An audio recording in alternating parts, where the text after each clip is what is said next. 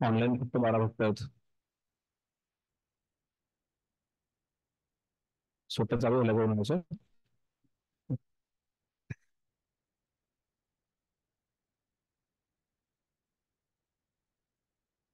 आतापर्यंत आपण जे सूर आणि असुर, जे आसुरिक आणि जे दैवी गुण आहेत त्यावरती चर्चा केलेली आहे.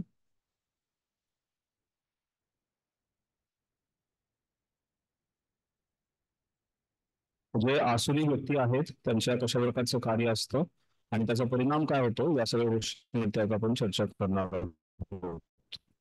श्लोक क्रमांक 10.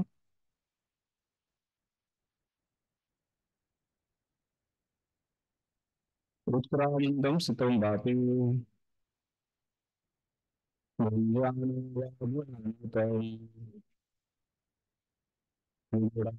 पश्यन्ति. Sorry sorry sorry sorry.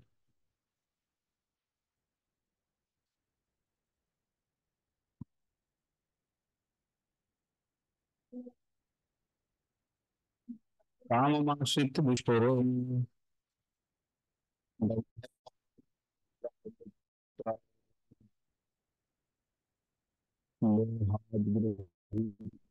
सत्पुराः शुचि होता. हरे कृष्णा. ऑनलाईन भक्त मला कोणी दिसत नाही आहेत का? सगळं उपस्थित ऐकू होतं का सगळ्यांना? कोणाचाही व्हिडिओ चालू नाही. थोडं अस्पष्ट ऐकू येते मला असं का प्रभूजी. वाटतंय की मी शाळेतल्या विद्यार्थ्यांना शिकवतो. प्रभूजी, हा, स्पष्ट ऐकू येत नाहीये. येत नाही प्रभूजी, स्पष्ट ऐकू येत नाहीये. हरे कृष्ण हरे कृष्ण कृष्ण कृष्ण कृष्ण कृष्ण हरे हरे हरे राम हरे राम राम राम हरे हरे. काय डिस्टर्बन्स आहे?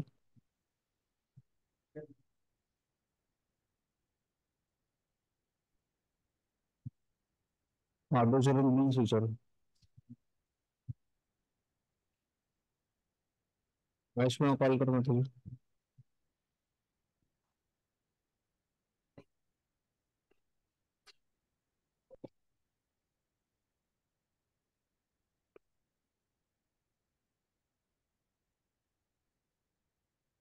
अध्ययन केलंय का?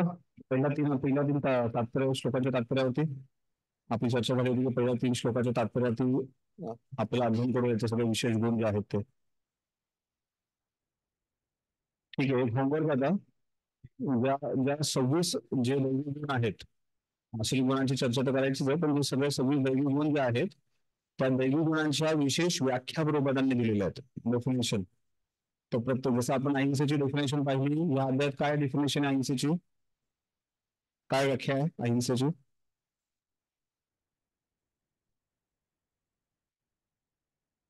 या अध्यायातली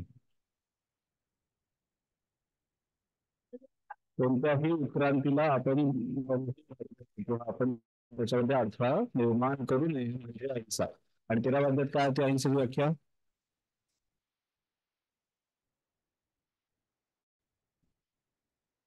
आपल्यामुळे कोणालाही कसल्याही प्रकारे वेदना त्रास दुःख होऊ नये म्हणजे अहिंसा. अशा प्रत्येकाबद्दलच्या काही ना काही विशेष व्याख्या दिलेल्या आहेत. त्या सर्व व्याख्या शोधून घ्यायच्यात आणि प्रभुपादांच्या जीवनातलं एक उदाहरण द्यायचं आहे या सर्व गोष्टींवरती.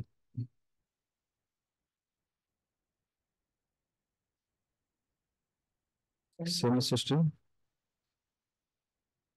सेमस सिस्टम करणं.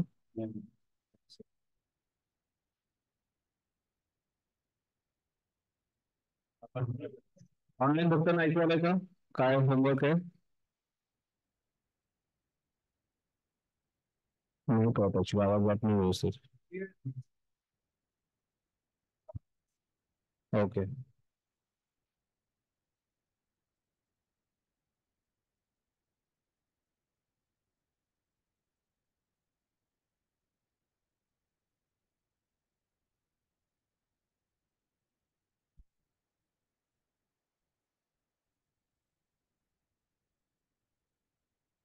सुरुवात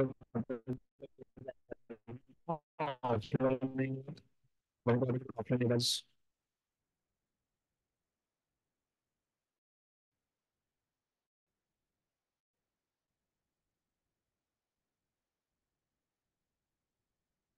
हा कोणाला येतो कालचा क्लास? अच्छा अच्छा. रेकॉर्डिंग आहे. कालचा क्लास रेकॉर्डिंग केलं ना? अच्छा अच्छा. ठीक आहे. हरे कृष्णा. ऑनलाईन भक्तांना काय आवाज येतो समजते मी काय प्रभूजी थोडा आवाज लहान येतोय. खरखर होतंय प्रभूजी, खरखर होतंय.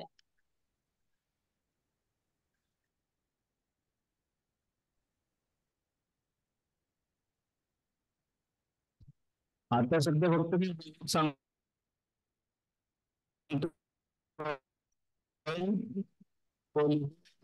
सर्व व्याख्यानांचं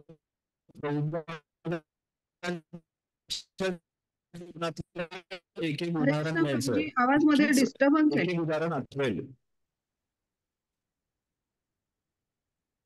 मी काय सांगितलं ते ऐकायला काहीच नाही आलं का? काही समजलं नाही? काहीच नाही आलं प्रभूजी ऐकायला. ठीक आहे ठीक आहे. थांबा थांबा. हो हो.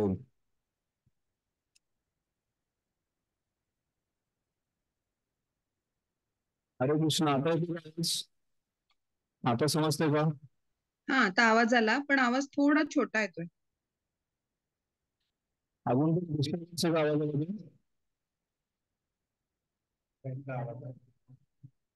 कशाचा? नाही नाही मी फक्त केलं सगळं काढून प्रॉब्लेम. हरे कृष्ण. आता व्यवस्थित. हरे कृष्णा. हा बोला. अरे कृष्ण. तर पुन्हा एकदा जो होमवर्क आहे तो मी रिपीट करतो. जे 26 गुण आपण अध्ययन केले काल हे तुमच्या सर्वांमध्ये खूप जास्त प्रमाणात आहेत. त्यांचे जे 26 गुण आहेत त्यांची व्याख्या आहे ती व्याख्या लिहायची आहे. तुम्ही प्रभुपादांनी दिली ती व्याख्या लिहायची आहे, तुमची स्वतःची नको. तर त्यासाठी तात्पर्य व्यवस्थित वाचा. जसं आपण अहिंसेची व्याख्या काल पाहिली होती. अहिंसेच्या व्याख्येमध्ये आपण पाहिलं की कशा प्रकारे 13व्या अध्याय अहिंसेची व्याख्या दिली आहे की आपल्यामुळे कोणालाही कसलाही त्रास वेदना होऊ नये, दुःख होऊ नये. आणि ह्या अध्यायात दिली की आपण कोणाच्याही प्रगतीमध्ये उत्क्रांतीमध्ये अडथळा बनू नये ही व्याख्या दिलेली आहे. तर आपल्याला या 26 गुणांच्या ज्या व्याख्या दिलेल्या आहेत त्या व्याख्या लिहायच्यात. आणि त्याचबरोबर काही गुणांची व्याख्या प्रबोधांनी जर केली नसेल तर त्याचं भाषांतर जे आहे त्यावरून आपण जी चर्चा केली हो त्या चर्चेनुसार लिहायचंय. आणि त्यानंतर तुम्हाला शिलप्रभुपादांच्या जीवनामधून या हे जे गुण आहेत ते कुठल्या उदाहरणातून दिसून येतात, प्रबोधांच्या कुठल्या लिहिण्यातून दिसून येतात ते आपल्याला लिहायचं आहे. ठीक आहे. आणि हे पुढच्या रविवारपर्यंत मला सबमिट करायचं आहे. आतापर्यंत बरेचसे होमवर्क सबमिट करून घेतले नव्हते, त्यामुळे किती जणांनी पूर्ण केलं माहित नाही, पण पुढच्या रविवारी आपल्याला हे सबमिट करायचे आहेत. हे जर पूर्ण झाले तर तुम्हाला भगवद्गीतेचे 5 मार्क एक्स्ट्रा मिळणार आहेत. ठीक आहे. हरे कृष्णा. एखाद्याला 100 मिळाले तर 105 मिळतील त्याला. येस मॅडम बोला. प्रभूजी दंडवत. प्रभूजी परत रिपीट करा ना, काहीच ऐकू नाही आलं. बाकीच्या ऑनलाईन भक्तांना ऐकू आलंय का? नाही प्रभूजी, क्लिअर नाही येते आवाज. आता आवाज येतो का? आवाज छोटा आहे प्रभूजी. क्लिअर येत नाही आवाज. हरे कृष्ण. आता येतो का? आवाजच छोटा आहे प्रभूजी, आवाजच छोटा आहे. आवाजाचा व्हॉल्यूम वाढवायला लागेल प्रभूजी. म्हणजे जातोय येतोय जातोय असं होतंय. आपण सस्पेंड करू आवाज जाईल.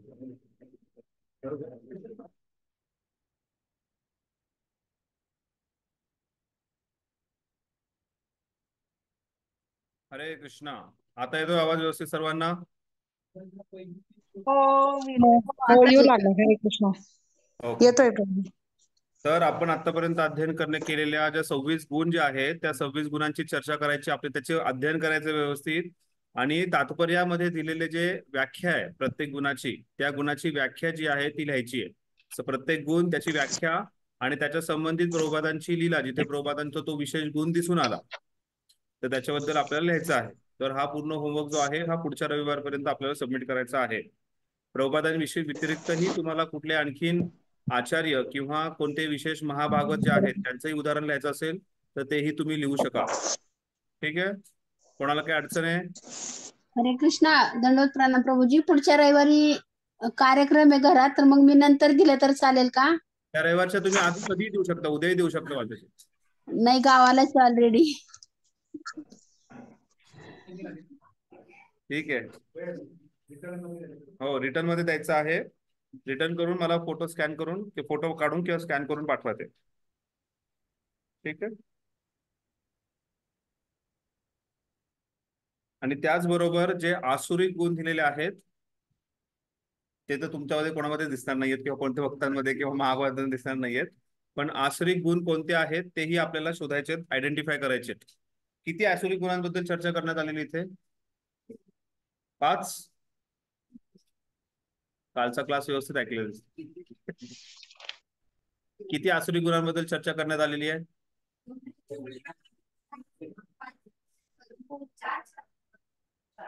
आसुरी किती ना, 26 गुण डेव्हलप. किती अवघड काम दिले ना, 26 गुण तयार करायचे, 4 सोडायचे. ठीक आहे, अजून व्यवस्थित अध्ययन करा. 4 नाही आहेत, त्याच्या व्यतिरिक्तही अजून आसुरी गुणांची आपण चर्चा केलेली आहे. ठीक आहे, ठीक आहे. आता आपण चर्चा करणार आहोत, पाहूयात आपण. कधीही तृप्त न होणाऱ्या, श्लोक क्रमांक 10. काय? फक्त आसुरी गुण लिहून काढायचं, सोपं आहे. ज्यांच्यामध्ये नाही त्यांना अवघडच जाणार ना ते शोधून काढणं.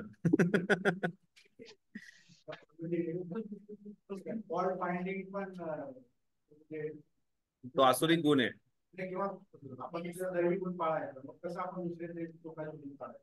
हो.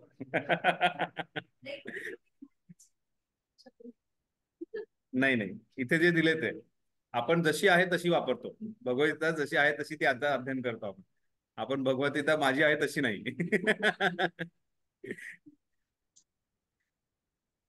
ठीक आहे, आपण सध्या आता श्लोक क्रमांक 10 वरती चर्चा करूयात. काममाश्रित्य दुष्पुरम दंभ मान मदामिता मोहात गृहत्वासग्रहान प्रवर्तन्ते शुचिव्रता. कधीही तृप्त न होणाऱ्या कामाचा आश्रय घेऊन गर्व, खोटी प्रतिष्ठा आणि मदामध्ये डुबत मोहित झालेले आसुरी लोक अनित्य गोष्टीमुळे आकर्षित होऊन सदैव असुचिरभूत कर्म करण्यास व्रतस्थ झालेले असतात. तर आसुरी व्यक्ती जे असतात त्यांच्यामध्ये गर्व दिसून येतो, खोटी प्रतिष्ठा दिसून येते, मदामध्ये ते डुबलेले असतात. जसं आपण पहिल्या श्लोकाचे जेव्हा अध्ययन केलं होतं त्याच्यामध्ये तुम्हाला आठवत असेल की धृतराष्ट्र जो आहे हा 4 प्रकारच्या अंध व्यक्तींचं उदाहरण दिलं होतं. एक उत्कृष्ट उदाहरण आहे कशा 4 प्रकारच्या अंध व्यक्ती असतात. कोणाला आठवते का 4 प्रकारच्या अंध व्यक्ती कोणते आहेत? काय प्रोजी, तुम्ही ते कधी 2 वर्षापूर्वी शिकवलेली गोष्ट विचारताय. पहिल्याच श्लोकाची हरे चर्चा कृष्णा. करतो. येस, बोला. धृतराष्ट्र राष्ट्राच्या प्रती जसा अंध होता तसा मदांध, कामांध, अर्थांध असे 4 प्रकार आहेत ते. बरोबर. तर एक आहे जो शारीरिक आंधळा आहे, दुसरा आहे कामांध, दुसरा आहे धनांध आणि तिसरा आहे मदमत्तांध, मदांध. तर हा जो आपण पाहतोय मदामध्ये तो डुबलेला असतो. तर हा धृतराष्ट्र जो होता हा 4चं एक कॉम्बिनेशन होता. आणि ह्या असं पाहिलं आपण जर पाहिलं तर ह्या गोष्टीमुळे व्यक्ती जो आहे तो आंधळा होऊन जातो. त्यामुळे इथे काय सांगितलंय, कामाचा आश्रय घेऊन, काम वासनेचा आश्रय घेऊन तो काय होतो, गर्विष्ठ होतो. कामात क्रोधो जायते, क्रोधात भवती सम्मोहा स्मृती विभ्रम. ही शृंखला आहे. तर तो काम वासनेमुळे त्याचा गर्व निर्माण झालाय आणि गर्वामुळे त्याच्याकडे खोटी प्रतिष्ठा आहे. ही शृंखला नाही आहे, पण हे त्याचे जे वाईट गुण आहेत आपण ते पाहतोय आसुरांचे. खोटी प्रतिष्ठेमध्ये तो पूर्णपणे डुबलेला असतो, मदामध्ये तो डुंबित असतो. मोहित झालेले आसुरी लोक, अशा प्रकारे मोहित झालेले जे आसुरी लोक आहेत ते अनित्य गोष्टीमुळे आकर्षित होऊन सदैव असुचिरभूत कर्म करण्यास व्रतस्थ झालेले असतात. त्यामुळे त्यांना अशुद्ध कार्य करणं, अशुद्ध कर्म करणं किंवा जे विकर्म आहे ते विकर्म करण्यामध्ये त्यांना जास्त आनंद येतो. विकर्म म्हणजे काय? फॉरबिडन ऍक्टिव्हिटीज, ज्या गोष्टी करू नये ते म्हणजे विकर्म. अकर्म म्हणजे काय?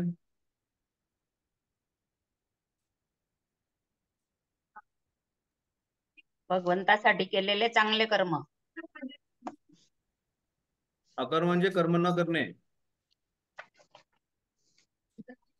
ज्या कर्मातून आपल्याला पाप लाभणार आहे ते कर्म न करणे, म्हणजेच भगवंतांच्या प्रसन्नतेसाठी कर्म करणे म्हणजे अकर्म. कुठल्या अध्यायात शिकलो आपण हे? कर्म, अकर्म, विकर्म. तिसऱ्या अध्याय शिकलोय कर्म, अकर्म, विकर्म.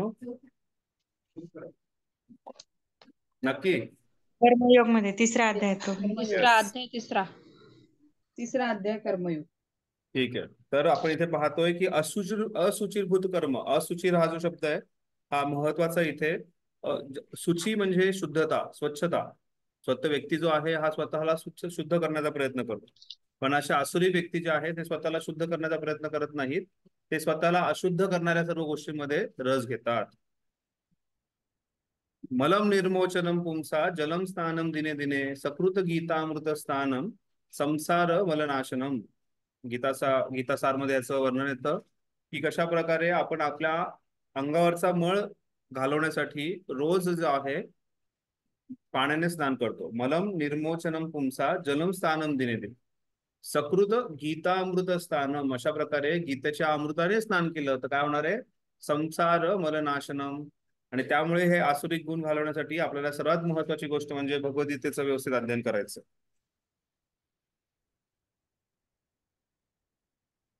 प्रभुपाद इथे भाषांतर करताना सांगतायत की अशुचिरभूत कर्म करण्यास व्रतस्थ झालेले असतात. त्यांना ते व्रताप्रमाणे वाटतं. त्यांना ते एकदम नित्य नियमाने त्या गोष्टी कराव्यात असं त्यांना वाटतं. आणि अशा नित्य नियमाने त्या गोष्टी करतात. म्हणजे असे नित्य नियमाने करणारे गोष्टी करणारे व्यक्ती असतात की त्यांना जर ते तंबाखू खाल्ली नाही तर पोट साफ होत नाही. अशी नित्य नियमाची त्यांची अवस्था होऊन जाते. चहा, कॉफी या सगळ्या गोष्टी. हे चहा जी आहे ही 1980-82 मध्ये परिस्थिती अशी होती की ज्या प्रकारे आपल्या घरामध्ये दारू कोणी आलं तर देत नाही ना. पाहुणे आले दारू घेऊन ये थोडी. असं नाही ना. आता पाहुणे आले की चहा कॉफी घेऊन ये म्हणतात ना. तसं ते 1980-82 मध्ये, जास्त नाही, एक 40-50 वर्षापूर्वीच अशी परिस्थिती होती की घरामध्ये चहा कॉफी कोणी पित नव्हतं. आणि इंग्रज गेल्यानंतर सुद्धा 30 वर्षानंतरची परिस्थिती आहे. चहा कॉफी प्यायची म्हणजे कुठेतरी बाहेर, गावाच्या बाहेर वेशीत जायचं आणि तिथे जाऊन चहा कॉफी प्यायची, अशी परिस्थिती होती. पण 50 वर्षामध्ये एवढं परिवर्तन झालंय की लोकांना वाटतं की ही गरज आहे. दुर्भाग्य. तात्पर्य, आसुरी मनोवृत्तीचे वर्णन या श्लोकामध्ये करण्यात आलेले आहे. आसुरी लोक आपल्या कामवासनेने कधीही तृप्त होत नाहीत. विषय भोग घेण्यासाठी ते आपल्या कधीही तृप्त न होणाऱ्या इच्छांना एकसारखे वाढवित असतात. क्षणभंगुर गोष्टींचा स्वीकार केल्यामुळे ते सदैव जरी चिंताग्रस्त असले तरी मोहामुळे ते अशी कर्मे करीतच राहतात. आपण चुकीच्या दिशेने मार्गक्रमण करीत आहोत याचे त्यांना मुळीच ज्ञान नसते. याबद्दल ते काही सांगूही शकत नाहीत. अनित्य गोष्टींचा स्वीकार करून असे आसुरिक लोक स्वतःच एका परमेश्वराची निर्मिती करतात आणि स्वनिर्मित मंत्रांचे उच्चारण करतात. परिणामतः ते लैंगिक भोग, धनसंचय या 2 गोष्टींकडे अधिकाधिक आकर्षित होतात. या संदर्भात असुची व्रता हा शब्द अतिशय महत्वपूर्ण आहे. असे आसुरिक लोक मदिराक्षी, धूत, मांसाहाराकडे आकर्षित होतात आणि याच त्यांच्या असुचिरभूत सवयी असतात. अभिमान आणि खोट्या प्रतिष्ठेने उन्नत झाल्यामुळे ते वेदांशी असहमत असणाऱ्या तथाकथित धर्मांचा पुरस्कार करतात. असे लोक जरी जगातील अत्यंत घृणास्पद लोक असले तरी ते जग त्यांच्या कृत्रिमपणे मिथ्या मान सन्मान करते. ते जरी नरकाच्या दिशेने धावत असले तरी त्यांना वाटते की आपण खूप प्रगती करत आहोत. तर सध्याचे जे नेते आहेत, अभिनेते आहेत, अभिनेत्री आहेत, यांना अशा प्रकारची प्रतिष्ठा दिली जाते की ते सगळ्यात महत्वाचे आहेत. त्या साऊथचा कोणतो काय रजनीकांतची मंदिरं बांधतात किंवा तेंडुलकरचं मंदिर बांधायचं त्यांना, किंवा असं कोणाचंही मंदिर कोणाची पूजा करणं, अशा लोकांना अशा ठिकाणी ठेवून नेत्यांच्या रूपाने त्या लोकांना ठेवून त्यांची पूजा केली जातात. कोणाला महात्मा म्हटलं जातं, तर कोणाला काही पदव्या दिल्या जातात. आणि अशा लोकांची पूजा करून त्यांच्या द्वारे स्वतःच इंद्रिय भोग करण्याचा पूर्णपणे प्रयत्न असतो. जो व्यक्ती भगवंतांना, गुरु आणि गौरांगाला आश्रय घेतो तो स्वतःचे भोगाचे विचार नाही करणार आहे, किंवा त्याला वारंवार त्याची शिकवण दिली जाते की आपल्याला स्वतःचा भोग नाही करायचा, स्वतःच्या इंद्रियांचा भोग नाही करायचा. पण जे पूर्णपणे मोहग्रस्त आहेत किंवा जे पूर्णपणे भोगामध्ये लागलेले आहेत अशा व्यक्तींकडून जर अध्ययन करण्याचा प्रयत्न केला, त्यांना जर आपलं एक ईश्वर मानण्याचा प्रयत्न केला, तर त्यांच्याकडून त्यांना तीच गोष्ट प्राप्त होणार आहे किंवा त्याच गोष्टीची शिकवण प्राप्त होणार आहे. जसं शूद्रांना कुठल्याही सामाजिक कार्यामध्ये किंवा कुठल्याही राजनीतिक गोष्टीमध्ये किंवा कुठल्याही धार्मिक गोष्टीमध्ये आपलं मत मांडण्याचा अधिकार नव्हता. आता जेव्हा मी शूद्र म्हणतोय त्यावेळेस शूद्र जे आहेत हे कोणा जातीचे धर्माचे नाही, पण शूद्र जे त्यांच्या गुण आणि कर्मानुसार जे शूद्र आहेत, ज्यांची अल्पबुद्धी आहे किंवा ज्यांना कोणती गोष्टीचा समज नाहीये किंवा ज्यांच्या क्रिया ज्या आहेत ह्या तमोगुणी आहेत किंवा त्यांच्या क्रिया ज्या आहेत ह्या म्हणजे फक्त एक सेवकाच्या आहेत, त्यांना अधिकार नव्हता. पण आता सध्याच्या पिढीमध्ये जो कोणी व्यक्ती समाजावरती टीका टिप्पणी करतो किंवा समाजाच्या किंवा धार्मिक गोष्टींवरती टीका टिप्पणी करतो, हे सर्व शूद्र आहेत. कोणताही अभिनेता अभिनेत्री ज्या नेत्यांना कसल्याही प्रकारचं भान नाहीये, ज्या नेत्यांनी आता प्रकारचे म्हणजे फक्त पापच करतात, ते जसं इथे प्रभुपाद सांगतात की लैंगिक भाव आणि धनसंचय, आजकालचे नेते फक्त ह्याच गोष्टींमध्ये लागलेले आहेत. आणि अशा नेत्यांकडून आपण समाज कसा चालावा, अशा नेत्यांकडून शिकतोय की धर्म काय असतो. अशा नेत्यांकडून जर आपण शिकणार असो की आपण आपलं जीवन कसं करायचं किंवा माणसाने कसं राहायचं किंवा नागरिकांनी कसं राहायचं, तर हे फक्त पतनाकडे जाण्याचा मार्ग आहे. त्यामुळे आपण सुद्धा आपल्या जीवनामध्ये हे पाहणं गरजेचं आहे. एक भक्त म्हणून मी माझ्या चेतनेमध्ये कुठली वाईट गोष्ट येऊन देतोय का, हे पाहणं फार गरजेचं आहे. ते प्रभुपाद खूप छान मार्ग सांगतायत. प्रभुपाद सांगतात की क्षणभंगुर गोष्टीचा स्वीकार केल्यामुळे ते सदैव जरी चिंताग्रस्त असले तरी मोहामुळे अशी कर्म करीतच असतात. आपण चुकीच्या दिशेने मार्गक्रमण करीत आहोत याचे त्यांना मुळीच ज्ञान नाहीये. तर आपल्याकडूनही कधी अशी चूक होऊ शकते. आपल्या जे काही पूर्व संकल्पना आहेत किंवा आपल्यावरती झालेले जे पूर्वसंस्कार आहेत, त्या पूर्वसंस्कारांमुळे कधी कोणती कामवासना असू शकते किंवा कुठलाही अनर्थ जो आहे हा जागृत होऊ शकतो. आणि तो जागृत झाल्यानंतर किंवा तो अनर्थ जो आहे तो उफाळून आल्यानंतर आपण त्याला प्रोत्साहन देतोय की आपण त्याला नाही म्हणतोय, हे पाहणं फार गरजेचं आहे. आणि आपण जर हे करू शकत असेल, त्या गोष्टीला नाही म्हणत असेल, तर आपण यशस्वी ठरवू शकतो. नाहीतर आपणही कुठल्या दिशेने मार्गक्रमण करतो हे समजणार नाहीये. म्हणजे एखाद्या वैष्णवाचं, एखाद्या भक्ताचं जर पतन होत असेल तर त्याच्या पाठीमागे खूप मोठा इतिहास असतो. आणि बऱ्याच कालावधीपासून त्या गोष्टीवरती विचार केलाय, त्या गोष्टीवरती काहीतरी स्मरण केलंय, मेडिटेशन केलंय, मग ती गोष्ट प्राप्त करण्याचा प्रयत्न केलाय.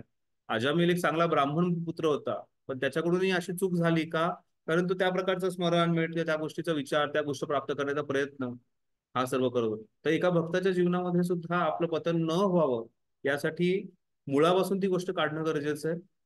आणि त्यामुळे आपल्याला वारंवार सांगितले की इंद्रिय विषय पेक्षाही सर्वात भयंकर जी गोष्ट जी आहे ती म्हणजे भोग करण्याची वृत्ती. म्हणजे एखादा सेन्स ऑब्जेक्ट आहे, एखादी इंद्रिय विषय वस्तू आहे, ती विषय वस्तू आपल्या समोर आली तरी आपण त्याला नाही म्हणण्याचा जी आपली इच्छा आहे, त्या इच्छेला पूर्णपणे मुळासकट बाहेर काढणं गरजेचं आहे. म्हणजे पाप करण्याच्या पेक्षाही पाप करण्याची जी वृत्ती आहे ती बाहेर काढणं अतिशय महत्वाचं. तर ते करू शकत असेल तर हे आसुरिक गुण आपण जाऊ शकतात. त्यामुळे जसं आयुर्वेदामध्ये मुळापासून एखाद्याला जर अंगावरती फोडे येत असतील तर त्याचं रक्त अशुद्ध आहे, रक्त अशुद्ध होण्याचं काय कारण आहे हे सर्व शोधून मुळापासून त्याचा प्रॉब्लेम जो आहे काढला जातो. तशाच प्रकारे हे आसुरिक गुण आपल्या हृदयातून पूर्णपणे जाण्यासाठी आपल्याला मुळापासून त्याच्यावरती कार्य करणं गरजेचं आहे. नाहीतर ते आपली एक वृत्ती बनणार आहे किंवा एक व्रताप्रमाणे, सुचिर व्रता हा शब्द वापरलेला आहे, एका व्रताप्रमाणे असुचिर व्रता म्हणजे अशुद्ध जीवन जगण्याचा त्या व्यक्तीला सवयच लागणार. आणि त्यामुळेच मग व्यक्ती विचार करतो की मला त्या कुत्र मांजरांचं जीवन मला चांगलं वाटतं, असा विचार करून त्यांच्यासाठी फक्त आहार निद्रा भयमैथुन आमचं याच्यात तो जास्त रुची घेणार, कुठेही धर्मामध्ये रुची घेणार नाहीये. श्लोक क्रमांक 11. कोणाचा काही प्रश्न आहे श्लोक क्रमांक 10 वर? जसं मुळापासून काढणे म्हणजे एखाद्याची पाप करण्याची वृत्ती आहे, एखाद्याची चोरी करण्याची वृत्ती आहे, त्याची चोरी करण्याची जी वृत्ती आहे ती काढणं गरजेचं आहे. म्हणजे त्यात चोरी केल्यानंतर त्याला माहिती आहे की मला हे असं असं जेलमध्ये जावं लागणार आहे, मला त्याच्यासाठी काहीतरी पनिशमेंट भेटणार आहे, मला दंड भरावा लागणार आहे. तो दंड भोगतो आणि त्यानंतर परत येतो आणि परत ती चोरी करण्याचं करतो. त्यासाठी त्याची ती आत हृदयापासून चोरी करण्याची वृत्ती पूर्णपणे नाहीशी करणं गरजेचं. अशा प्रकारे ज्या काही आपल्या मध्ये अनर्थ आहेत किंवा ज्या काही गोष्टी आपल्याकडे आसुरिक गुण आहेत ते मुळापासून घेणं जाणं फार गरजेचं. आणि त्यासाठी हरिनामावरती विश्वास आणि त्याचा आश्रय घेणं गरजेचं आहे. नियमितपणे श्रवण आणि कीर्तन करणं गरजेचं आहे. आणि असं नाही की बाबा आज केलं वर्षभरात सगळं नाहीच होणार आहे. या जन्मात होईल, पुढच्या जन्मात होईल माहित नाही, पण आपला प्रयत्न जो आहे हा तीव्रतेने असणं गरजेचं आहे. कोणाचा काही प्रश्न अजून श्लोक क्रमांक 10 वर?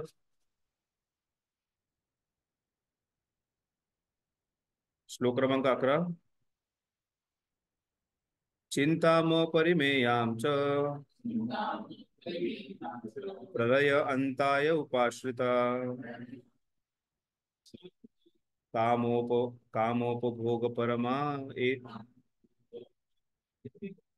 कामोपभोग परमा एतावती निश्चिता आशापश्य शतैर्बद्धा कामक्रोध परायणा इहन्ते कामभोगार्थम अन्यायेन अर्थसंचया अन्यायाने अर्थ संजयान संजय संचयान बरोबर संचयान. इंद्रियतृप्ती करणे ही मानव संस्कृतीची मुख्य आवश्यकता आहे. इंद्रियतृप्ती करणे ही मानव संस्कृतीची मुख्य आवश्यकता आहे असा त्यांचा विश्वास असतो. तर मनुष्य म्हणून आपलं काय कर्तव्य? आपले जे इंद्रिय दिले त्यांना तृप्त करणे, बरोबर? असं आसुरिक लोकांना वाटतं. अशा प्रकारे मरतोपर्यंत अमर्याद चिंतांनी ग्रासलेले असते. शेकडो हजारो आशारूपी पाशांनी बद्ध झालेले आणि काम क्रोध परायण झालेले हे आसुरिक लोक इंद्रिय तृप्तीकरिता अन्यायी मार्गाने धनसंचय करतात. काही दिवसापूर्वी मी ह्याच गोष्टीची थोडासा विचार करत होतो की बरेचसे लोक जे आहेत ही अचानक करोडपती होतात, अचानक मोठे होतात. पण हे करण्यासाठी कुठे ना कुठे त्यांनी काहीतरी वाममार्गाचा उपयोग घेतलेला आहे. कुठे ना कुठे तरी काळा बाजार, कुठला तरी काळा पैसा वापरून त्याचा संचय करून त्या मार्गाने ते मोठे 2,004, 4,000, 10, 10,000, 100 करण्याचे. पण जो व्यक्ती व्यवस्थित नियमित नियमानुसार चाललाय तसं बघितलं नाही की नियमानुसार चाललाय आणि खूप मोठा व्यक्ती झालेला. धनसंचय करण्यासाठी त्या व्यक्तीला असं चुकीचा मार्गांचा जो आहे तो आश्रय घ्यावा लागतो. हे दुर्भाग्य आहे. इथेही ते सांगण्यात आलेलं आहे की इंद्रिय तृप्ती करता तो व्यक्ती, आणि हे कशासाठी? हे सर्व काही आहे ते इंद्रिय तृप्ती करतात. इंद्रिय तृप्ती करता तो अन्यायी मार्गाने धनसंचय करतो. कोणता व्यक्ती असा अन्यायी मार्गाने धनसंचय करतो? जो असा विचार करतो की मानव संस्कृतीचा सर्वात महत्वाचा उद्देश जो आहे, मी मनुष्य आहे आणि या मनुष्य जीवनाचा उद्देश एकच आहे की इंद्रिय भोग करणे. कारण मनुष्य जन्म पुन्हा पुन्हा मिळत नाही ना. परत जर मनुष्य जन्म मिळणार नाही तर परत तरीच भोग करायला भेटणार आहे. त्यामुळे भोग करून घ्या, अशी आसुरिक प्रवृत्ती, अशी आसुरिक इच्छा जी आहे ती व्यक्तीमध्ये जागृत होते. आणि त्यामुळे मरतेपर्यंत, मृत्यूपर्यंत तो अमर्याद चिंतांनी ग्रासलेला असतो. तर जेव्हा कधी इंद्रिय तृप्ती होते त्याच्याबरोबर चिंता ही येणारच आहे. चिंता आणि इंद्रिय तृप्ती हे एकत्र जाणारं पॅकेज आहे, त्यात वेगळं काहीच करू शकणार नाही. शेकडो हजार आशारूपी पाशांनी बद्ध झालेले आणि कामक्रोध परायण झालेले हे आसुरिक लोक इंद्रिय तृप्ती करता अन्यायी मार्गाने धनसंचय करतात.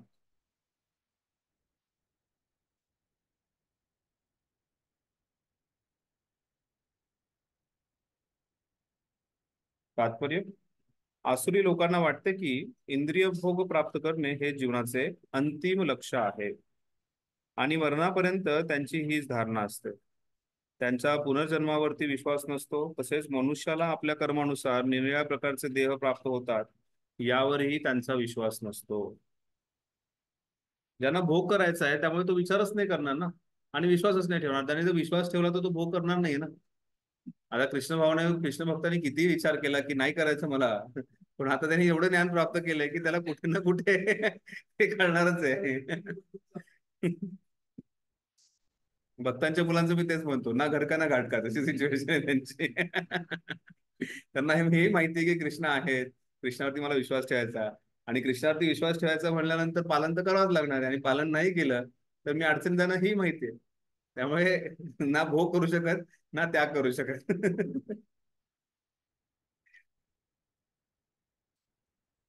त्यांनी आपल्या आयुष्यात आखलेल्या योजनांचे कधीच अंत नसतो, आणि या योजनांपासून योजना आखत जातात, परंतु या योजनाची कधीच पूर्ती होत नाही.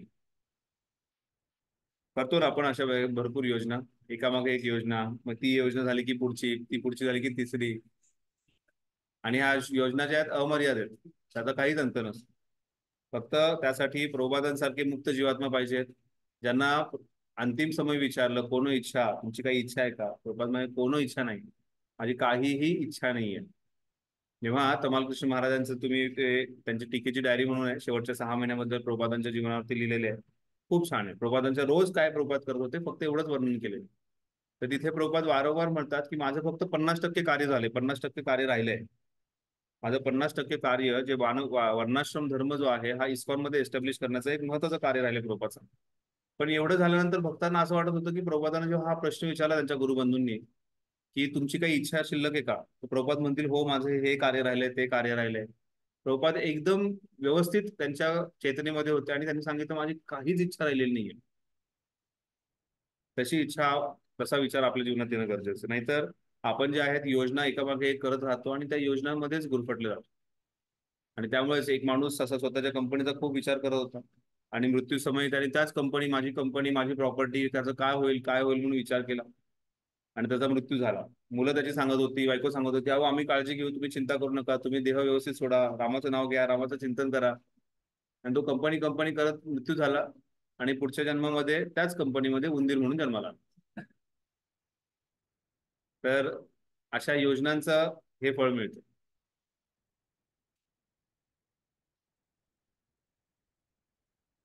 आम्हाला अशा आसुरी मनोवृत्तीच्या मनुष्यांचा प्रत्यक्ष अनुभव आहे.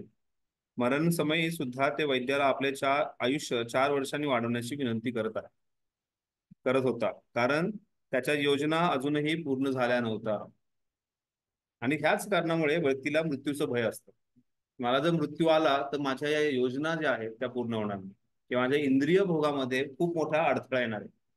म्हणजे इंद्रिय भोग याच्यामुळे व्यक्ती एवढा ग्रस्त होऊन जातो, किंवा त्याला ते व्रत एवढं आवडतं असतं की त्यासाठी तो म्हणजे मृत्यूसारखी गोष्ट आहे, आणि त्यावेळेस काय करायचं हेही विसरून जातो. इतना तो करना स्वामी जब प्राण तन से निकले, तो क्या, जब प्राण तन से निकले इतना तो करना स्वामी, कि मैं आपका नाम जप कर पाऊं, असं ते आहे त्याच्यामध्ये, कि भगवान जब मैं प्राण निकल जाए तब मुझे आपकी याद आए और मैं आपका नाम का जप करूं. बहुत अच्छा परम पूज्य नवोगंध स्वामी महाराज गातात है.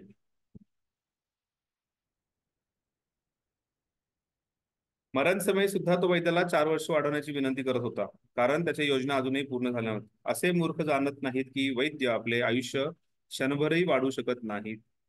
मृत्यूची सूचना आली की ते मनुष्याच्या इच्छेचा मुळीच विचार होत नाही.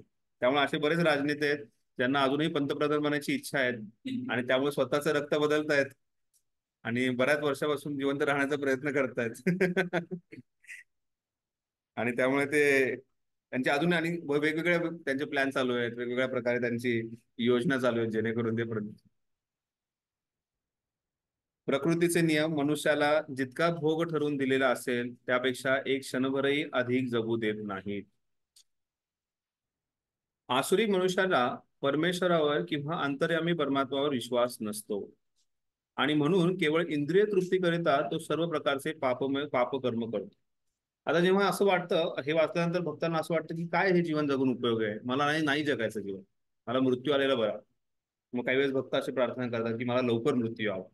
नाही, आपण त्यावेळेस अशी प्रार्थना करणं गरजेचं आहे की भगवंत माझ्याकडे फार कमी आयुष्य शिल्लक आहे, आणि ह्या कमी आयुष्यामध्ये अजून मला बरंच काही करायचं, आणि ते करण्यासाठी मला तीव्रता आणण्यासाठी जी काही गरजेची बुद्धी आहे, जी काही शक्ती आहे ती द्या. म्हणजे आपल्याला आपली नैती फिलॉसॉफी नाही, आपल्याला पळून जाण्याची फिलॉसॉफी नाहीये. निगेटिव्हला निगेटिव्ह काढून टाकणं ही फिलॉसॉफी नाहीये. त्याच्यामध्ये पॉझिटिव्ह ऍड करणं गरजेचं, त्याच्यामध्ये भर टाकणं गरजेचं आहे कृष्ण भक्तीची, कृष्ण सेवेची. ते फार महत्वाचं. त्याच्या हृदयात एक साक्षी असतो हे त्याला माहीत नसते. परमात्मा हा जीवांच्या सर्व क्रियांचे निरीक्षण करतो. उपनिषदात याप्रमाणे या बाबतीत उदाहरण देण्यात आलेले आहे. एका झाडावर 2 पक्षी बसलेले असतात. त्यापैकी एक पक्षी शाखेवरील सुखदुःख रूपी फळे भोगतो, दुसरा पक्षी केवळ साक्षी असतो. परंतु आसुरी मनुष्यांना वेदांचे ज्ञान नाही आणि वेदावर श्रद्धाही नसते. म्हणून परिणामांची चिंता न करता इंद्रिय तृप्ती करिता स्वेच्छाचार करण्यास आपण स्वतंत्र आहोत असे तो समजतो.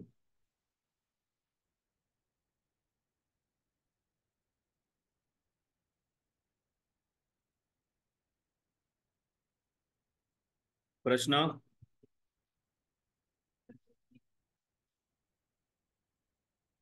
आध्यात्मिक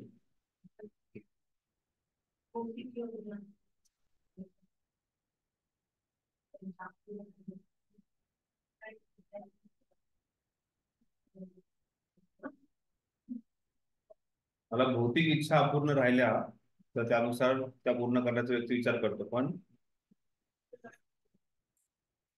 आध्यात्मिक इच्छा काय असणार आहे? आता मला हजारो पुस्तकांचं वितरण करायचं, आध्यात्मिक इच्छा असू शकते की मला आणखीन शेकडो लोकांना जे आहे माझी म्हणजे प्रबोधांची जी करुणा आहे त्याला वाटायची, प्रचार करायचा. आध्यात्मिक म्हणजे मला नामजप करायचं. हा, असे भरपूर इच्छा असू शकतात, नो प्रॉब्लेम. पण आध्यात्मिक व्यक्तीला ह्याचं ज्ञान नसतं की मृत्यू येणार आहे, मृत्यू आलेल्या समय मला काय करायचं, मला त्या इच्छांसाठी परत जगायचं. भगवंत परत देतील आयुष्य, काही प्रॉब्लेम नाही, जप करा. म्हणजे ते ह्यासाठी जर तुम्हाला पाहिजे असेल तर ती इच्छा पूर्ण करतील भगवंत, काही अडचण नाही. पण त्यावेळेस त्याला ह्या गोष्टीचं ज्ञात असतं की बाबा मला जायचंय, भगवंतांकडे जायचं, भगवंतांच्या सेवेमध्ये जायचं. ठीक आहे, ऐकू येते ना सगळ्यांना? ऑनलाईन बघताना काही अडचण नाही? हो येते प्रभूजी. ऑनलाईन पण काही प्रश्न नाहीत त्यामुळे आहेत ना सगळं उपस्थित? ठीक आहे. श्लोक क्रमांक 13, 14, 15.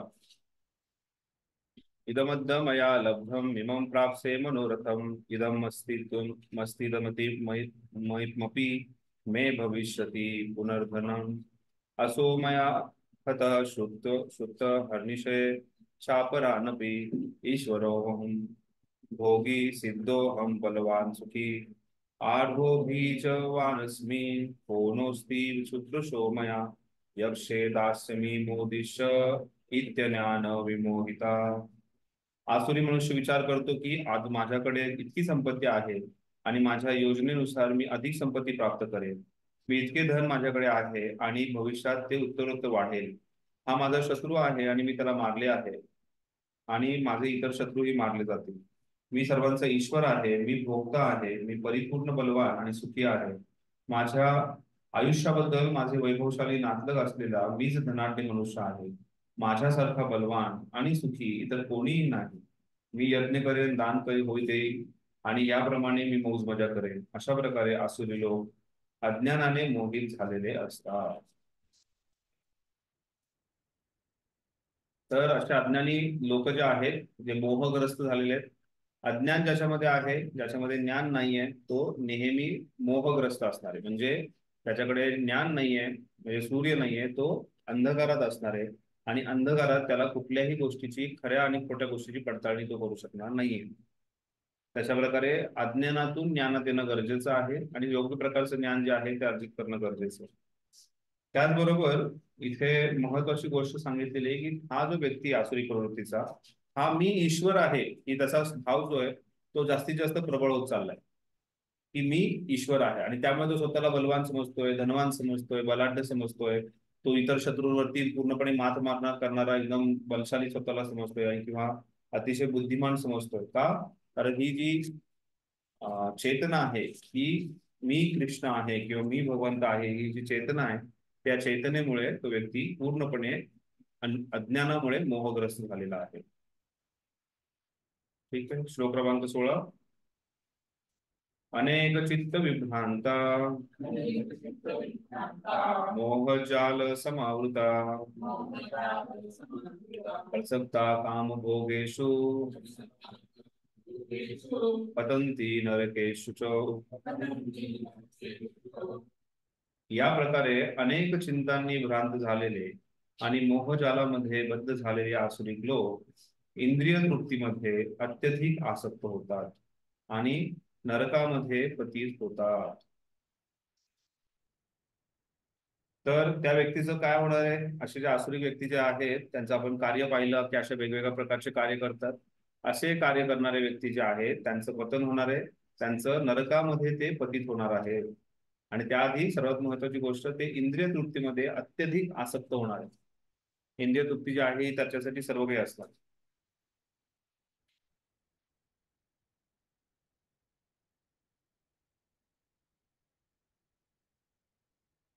एवढ्या नरक यातना भोगावं लागणार आहेत हे माहिती असताना किंवा आता सध्याच्या जीवनामध्ये सुद्धा त्या चिंतेमुळे किंवा त्याचा जो परिणाम होतो इंद्रिय तृप्तीचा, तो नरक यातने समान जो परिणाम होतो ते पाहून सुद्धा व्यक्ती विसरून जातो. जसं प्रभुपाद उदाहरण देतात ना की स्त्रीला जे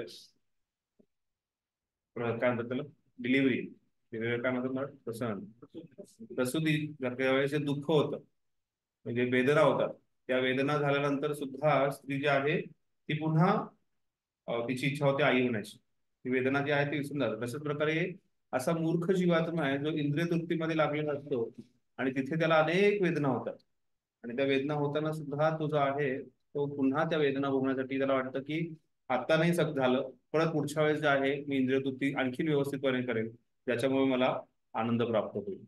आणि त्या अशा आनंदाच्या शोधामध्ये जो व्यक्ती आहे तो पूर्णपणे आसक्त, अत्यधिक आसक्त होतो आणि त्यामध्ये नरकामध्ये तो पतित होणार आहे.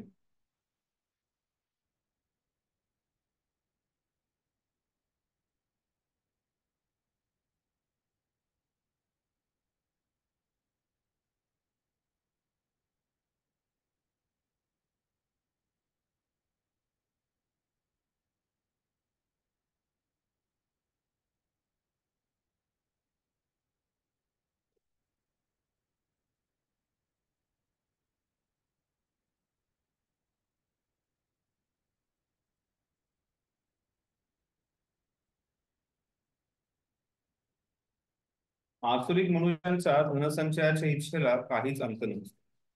धनार्जनाची त्यांची अभिलाषा अमर्याद असते. कित्येक वेळा असे अनाउन्समेंट होते की हा अमुक अमुक व्यक्ती जो आहे हा जगातला सर्वात श्रीमंत व्यक्ती आहे. आणि त्यानंतर त्या व्यक्तीने असं पाहिलंय का की सगळं काही सोडून दिलंय, आता झालो मी जगातला सर्वात श्रीमंत व्यक्ती झालोय, आता मी पुढचा धनसंचय करण्याचा प्रयत्न करणार. तो पूर्णपणे त्याचा आणखीन जास्त करण्याचा प्रयत्न करतो. तर आपल्या जीवनामध्ये सुद्धा कुठेतरी एक लिमिट बांधणं गरजेचं आहे, नाहीतर त्या कुठेतरी बांधणं गरजेचं आहे. नाहीतर तो बांध जो आहे तो आपण वाढवत राहतो. जसं मुलांना मी सांगतो ना की तुमच्या जीवनामध्ये एक बाउंड्री आखून ठेवा की ह्या बाउंड्रीच्या पलीकडे आपल्याला काहीही करायचं नाही. असं म्हणत नाही की तुम्हाला बंधनात राहायचंय, तुम्हाला नेहमी कुठल्या तरी या गोष्टीत राहायचं, पण तुम्ही स्वतःची एक नियमित अशी एक बाउंड्री बनवून ठेवा. पण आपण काय करतो, ती बाउंड्रीची रशी उचलतो आणि थोडी आणखीन थोडी वाढवतो आणि असं वाटतं की आणखीन थोडंसं वाढवलं की मला सुख मिळणार. म्हणजे भक्तिमय जीवनात सुद्धा आपल्याकडून ह्या चुका होऊ शकतात. त्यामुळे आपल्याला ते निर्धारित करणं गरजेचं की बाबा एवढा धनसंचय बस, एवढ्या वेळानंतर मला ती रिटायरमेंट घेणं गरजेचं.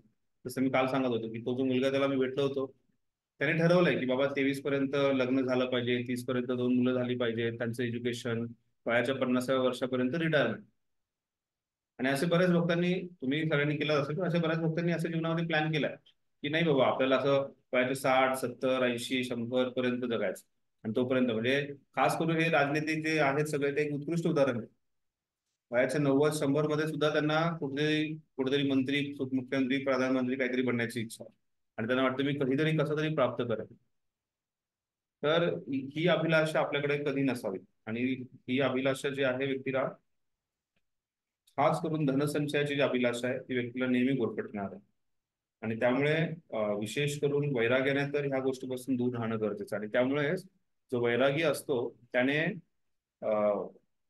जे अति श्रीमंत व्यक्ती आहेत, जे ऐश्वर्यवान व्यक्ती आहेत त्यांच्याशी जास्त संपर्कात राहू नये. असं सांगितलं. इव्हन चैतन्य महाप्रभू तर प्रतापरुद्र महाराजांना भेटायला तयार नव्हते. हरे कृष्णा. आवाज येत नाहीये. हरी बोल.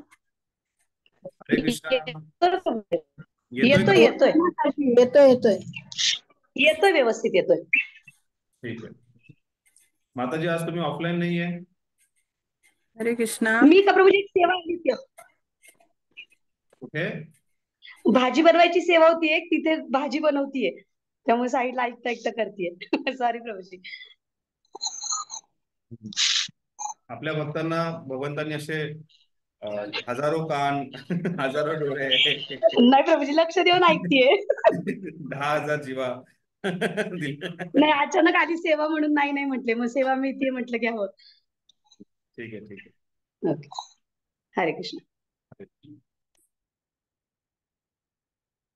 हरे कृष्ण. आवाज येतोय का आता व्यवस्थित?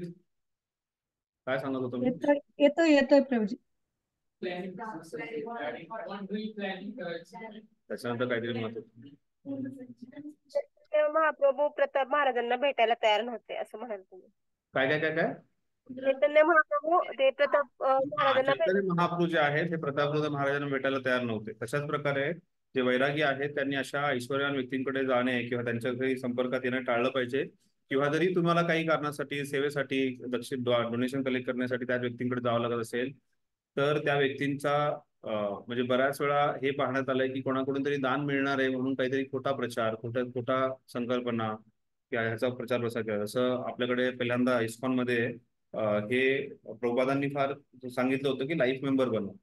आणि लाईफ मेंबर बनवण्यासाठी भक्त जे आहेत बऱ्याच काही खोट्या गोष्टी सांगायला तयार झाले की तुम्हाला हे मिळेल, तेही मिळेल, तेही मिळेल. आणि जेव्हा ते यायचे त्यांना मिळत नव्हतं, मग त्यांना फार त्या गोष्टीचा वैताग येत होता की बाबा हे खोटं बोलण्यात आलं. असं होऊ नये. धनसंचय आणि विशेष करून जे वैरागी आहेत त्याने, कारण तो वैरागी जो आहे या आसक्त व्यक्तीमुळे त्या गोष्टीला आसक्त होणार आहे. जसं सांगितलंय की जो व्यक्ती स्त्रीशी संग करण्यापेक्षाही स्त्री संगीशी संग करणं अतिशय भयंकर आहे. चैतन्य महाप्रभू सांगतात की एखाद्या स्त्रीशी संग करत असाल तर त्या गोष्टीत तुम्ही आसक्त जास्त होणार नाहीये. पण तुम्ही जर एखादा स्त्री संगी असेल त्याला जर तुम्ही आसक्त झालात, त्याच्याशी जर तुम्ही संघ वाढवला तर तुम्ही लवकरात लवकर काहीतरी पाप करणार आहे.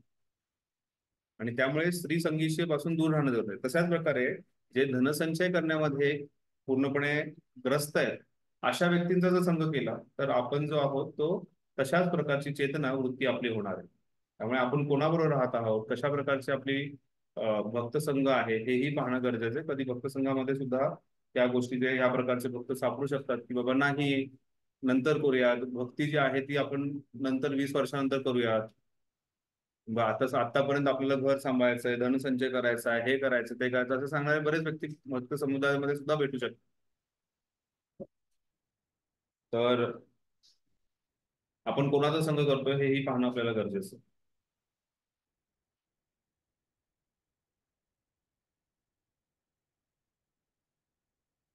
कोणत्या योजना केल्याने अधिकाधिक वाढत जाईल केवळ याचाच तो विचार करीत असतो. यास्तव तो कोणतेही पापकर्म करण्यास संकोच करीत नाही आणि अवैध तृप्तीकरिता तो काळा बाजारही करतो. आपल्याकडे असलेला जमीन जुमला, कुटुंब, घर, धनसाठा इत्यादी गोष्टींनी तो मोहग्रस्त झालेला असतो आणि या गोष्टीमध्ये अधिकाधिक वृद्धी कशी होईल याचीच तो योजना आखीत असतो.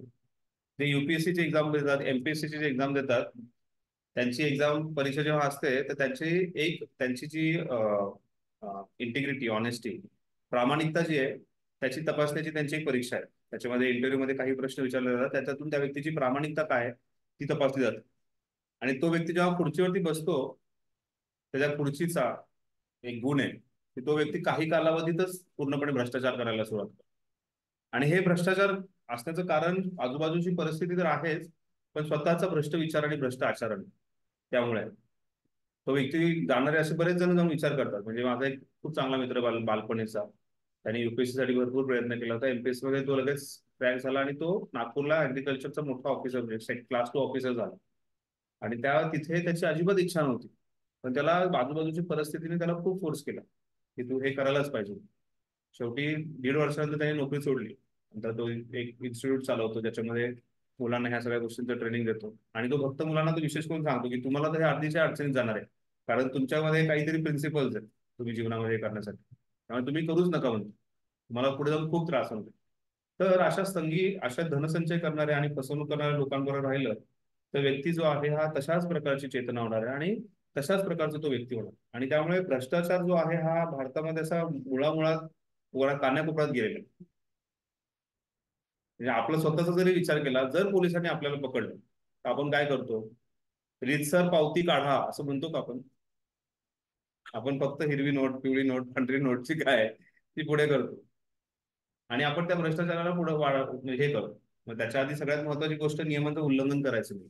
आपण नियमांचं उल्लंघन केलं नसेल तर आपल्याला कसली भीती नाही, आणि त्या नियमांचं उल्लंघन केलं नाही तर आपण त्या गोष्टी. पण आता म्हणजे आता प्रॅक्टिकली बऱ्याच पाहिलं गेलं की व्यावहारिक दृष्टीने पाहिलं तर अशी सिस्टीम बनवून ठेवली की पैसे काढावेच लागतात काही ना काहीतरी करून, कुठं ना कुठून, कशासाठी. तर तरीही आपण प्रयत्न करायचा की आपल्याकडून भ्रष्टाचाराला जास्त वाढावा मिळणार नाही त्याचा प्रयत्न करायचा. ठीक आहे. आपल्याकडे असलेल्या जमीन जुमला, कुटुंब, घर, धनसाठा इत्यादी गोष्टींनी तो मोहित झालेला असतो. अधिकाधिक वृद्धी कशी होईल याची त्याची योजना असते. त्याला सामर्थ्यावर विश्वास असतो, आपल्या सामर्थ्यावर विश्वास असतो आणि जे काही त्याला प्राप्त होते ते त्याच्या पुण्यकर्माचे फळ आहे हे त्याला माहीत नसते. त्याला अशा गोष्टींचा संचय करण्याची संधी दिली जाते, परंतु त्याला पूर्वकर्माची मुळीच जाणीव नसते. त्याला वाटते की केवळ स्वकष्टामुळेच त्याला आपल्याला धनप्राप्ती झाली आहे.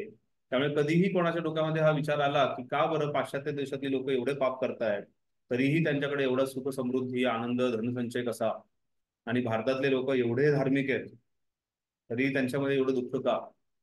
तर हे दुःख भोगणं चांगलं आहे, हे गरिबी भोगणं चांगलं आहे, पण ह्या भारत देशात राहून तिथे व्यवस्थित जीवन जगण्यात आनंद आहे. तिथे जाऊन धनसंचय करून तशा प्रकारचं पाश्चात्य देशातल्या व्यक्तींसारखं पापमय कार्य करून पुढचं भविष्य जे आहे त्याचं पूर्ण बट्ट्याबोळ. त्यांच्या पूर्वकर्मामुळे त्यांना जे काही प्राप्त झालंय ते झालंय, पण भविष्यामध्ये ते प्राप्त होईल अशी होणारच नाही, कारण ते सध्याचं जे त्यांचं पापकर्म आहे त्याचा जो संचय वाढवत चाललेला. त्यामुळे असे आसुरी व्यक्ती आहेत, त्यांना ह्या गोष्टीचे ज्ञान नाहीये किंवा ह्या गोष्टीने पूर्णपणे मोहग्रस्त झालेत आणि विसर पडलेला आहे ह्या सर्व गोष्टींचा. कित्येक लोकांना हीच अपेक्षा आहे की आपण जावं, परदेशामध्ये जायचंय, परदेशात राहायचंय, तिथे भरपूर धनसंचय करायचा आहे, तसं परदेशी व्यक्ती जो आहे तशा प्रकारचं ऐश्वर्य जगायचंय. काय ठेवलंय भारतामध्ये? किती जरी इथून भारतातून गेलेले मुलं मुली जे आहेत हाच विचार करतात, काहीच नाहीये. म्हणजे जो मुलगा ज्याने 20 वर्ष इथे काढले तो फक्त 1 वर्षात परत आल्यानंतर it is so dirty here, किती घाण आहे इथे. अरे म्हणलं तुला जाऊन 1च वर्ष झाले, 365 दिवस पूर्ण झालेले नाहीयेत, तू लगेच बोलाय रस्ते किती खराब आहेत प्रभूजी, आम्ही तिथे राहतो, आम्ही हे. अरे म्हणलं ठीक आहे, लागला हवा लागली पूर्णपणे. तर तिकडचं ऐश्वर पाहून, म्हणजे कुठेही, फक्त तिकडचं नाही, तो जर स्वर्गात गेल्यानंतर ते हे पूर्ण हे भूतल तर असं एकदम तुच्छ वाटेल, एकदम गटारासारखं वाटेल. त्याच्या वरच्या लोकांना गेल्यानंतर स्वर्ग गटारासारखं वाटेल. मग ह्याच गोष्टी पाहत राहायचंय का? ह्याच गोष्टींचा संचय करायचा आहे का? पाप आणि पुण्याचा संचय करायचा का? नाही, आपल्याला ह्या सर्व गोष्टीतून बाहेर पडायचं आहे. आणि त्यामुळेच ह्या आसुरिक प्रवृत्ती ज्या आहेत त्यांचा मुळापासून नाश करणं गरजेचं आहे, कारण ही आसुरिक प्रवृत्ती कधी, कोणत्या परिस्थितीमध्ये, कोणत्या कारणामुळे बाहेर येईल हे आपल्याला माहित नाहीये. आणि त्याच्या व्यतिरिक्त आपले आचार्य त्यांनी इतकं उत्कृष्ट उदाहरण आपल्या समोर ठेवलेलं आहे. म्हणजे रघुनाथ दास गोस्वामी असू देत, त्यांचं वैराग्याचं उदाहरण घ्या, रूप गोस्वामीपाद, सनातन गोस्वामीपाद, एवढी संपत्ती सोडून, त्यांच्याकडे जेवढी संपत्ती होती, त्यांच्याकडे लाखोनी सोन्याच्या नाणी होती, त्यांच्याकडे सोन्याची नाणी. आपल्याकडचे लाखो 1 रुपयाचे किंवा 10 रुपयाचे नाणे नाहीत, सोन्याची नाणी. एवढी संपत्ती, एवढा मान सन्मान, तिकडचा नवाब जो त्यांच्याशिवाय कार्य करू शकत नव्हता, आणि हे सगळं एका रात्रीत सोडून येणं एवढं विशेषता आहे. त्यांना कुठेही धनसंचय करायची इच्छा नव्हती. त्यावेळेस त्यांना या गोष्टीतून बाहेर पडायचं होतं, त्यांनी फक्त श्रीमद भागवताचा आश्रय घेतला. प्रभुपाद सुद्धा एक, म्हणजे प्रभुपादांबद्दल असं वर्णन करण्यात येतं की he was a very good businessman. प्रभुपादांनी, काही जणांचं असं म्हणणं आहे की प्रभुपाद भारतातून अमेरिकेत गेले आणि अमेरिकेमध्ये जाऊन त्यांनी एवढा मोठा बिझनेस स्थापन केला. जर त्या बिझनेसच्या दृष्टीने विचार केला तर प्रभुपादही खूप काही करू शकत होते, पण जेव्हा त्यांना कळालं की भगवंत माझ्याकडून काढून घेतात, त्यांनी सर्व काही सोडून दिलं. त्यामुळे आपल्याला जीवनाचे आदर्श हे आहेत. आपल्या जीवनाचा आदर्श धीरूभाई अंबानी किंवा मुकेश अंबानी किंवा अनिल अंबानी नाहीये. आपल्या जीवनाचा आदर्श जो आहे हा बिल गेट्स नाहीये. आपल्या जीवनाचा आदर्श काय, तो इलेक्ट्रिक गाड्यांवाला इलॉन मस्क नाहीये. आपल्या जीवनाचा आदर्श जो आहे ते उत्कृष्ट आचार्य आहेत. आणि वारंवार आपल्याला ह्या गोष्टीची आठवण, मी काही दिवसापूर्वी ह्या गोष्टीचा विचार करत होतो की मी खरंच हा प्रयत्न करतोय का की मला भगवद्धामात जायचं, की माझा प्रयत्न जो आहे, मग कुठलीही सेवा करताना, कुठल्याही प्रकारचे वस्त्र परिधान करताना, की कुठल्याही प्रकारच्या गोष्टी ग्रहण करताना, कोणत्याही व्यक्तीच्या लोकांबरोबर राहताना, हा माझा प्रयत्न चाललाय का की मी जी एक शिडी आहे, मग ती मॅनेजमेंटची शिडी असेल किंवा प्रतिष्ठेची शिडी असेल किंवा एक वरिष्ठ असण्याची शिडी आहे, ती शिडीवर चढण्याचा प्रयत्न करतोय, ती मी एक प्रामाणिक शिष्य बनून भगवंतांचा एक प्रामाणिक भक्त बनून राहण्याचा प्रयत्न करतो आणि त्या दृष्टीने प्रगती करतोय. कारण प्रगती जी आहे या दृष्टीने होऊ शकते. इस्कॉन मध्ये राहून सुद्धा, एका संस्थेत राहून, एका आध्यात्मिक संस्थेत राहून सुद्धा व्यक्ती पूजा लाभ प्रतिष्ठेनुसार त्या प्रकारे जी आहे ती एक शिडी आहे. एक पूजा लाभ प्रतिष्ठेची शिडी धार्मिक संस्थानामध्ये पण आहे आणि एक आहे एक भगवंतांकडे प्राप्त करण्याची शिडी. मग आपण कुठल्या शिडीवरती चालतोय आणि तिथे जाण्याचा प्रयत्न करतोय. मी त्याच्यासाठी प्रचार करतोय का, मी त्याच्यासाठी भक्तिशास्त्री क्लास देतोय का, मी का त्याच्यासाठी लोकांना जमा करतोय का, हे पाहणं गरजेचं आहे. की त्याच्यासाठी मी कुठल्या तरी मॅनेजमेंटच्या शिडीमध्ये जातोय का, हे पाहणं फार गरजेचं आहे. आपण इथे सर्वजण वारंवार स्वतःला आठवण करून देण्याची गरज आहे की आपण इथे भक्त बनण्यासाठी आलो, श्रीकृष्णाचे दास बनण्यासाठी आलेलो आणि त्या भावनेने आपण जे आहे हे आपलं जीवन मार्गक्रमण करणं गरजेचं आहे. त्यामुळे आसुरिक प्रवृत्ती आपल्या जीवनातून काढणं गरजेचं आहे. श्लोक क्रमांक 17.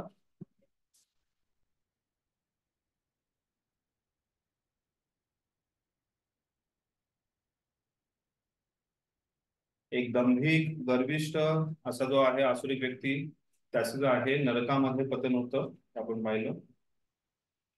असे जे दंभिक व्यक्ती आहेत, आसुरिक व्यक्ती जे आहेत, हे नेहमी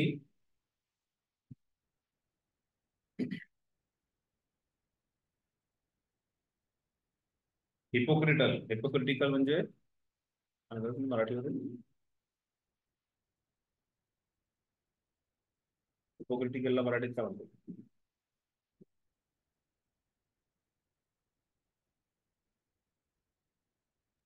ठीक आहे, पाहूया. श्लोक क्रमांक 17. संमोहित. काय? संमोहित. स्वहित. समूहात अडकलेले. भोंदूगिरी. त्यांचा जो स्वभाव असतो हा फसवणुकीचा असतो. ते जे आहेत हे भोंदूगिरी करणारे आहेत. प्रभात नेहमी म्हणायचे, this material world is full of cheaters and cheated. या भौतिक जगतामध्ये सर्व फसवणारे आणि फसणारे. श्लोक क्रमांक 17. आत्मसंभाविता स्तब्धा धनमान मदान्विता यजन्ते नाम यज्ञस्ते दंभेना विधिपूर्वकम्.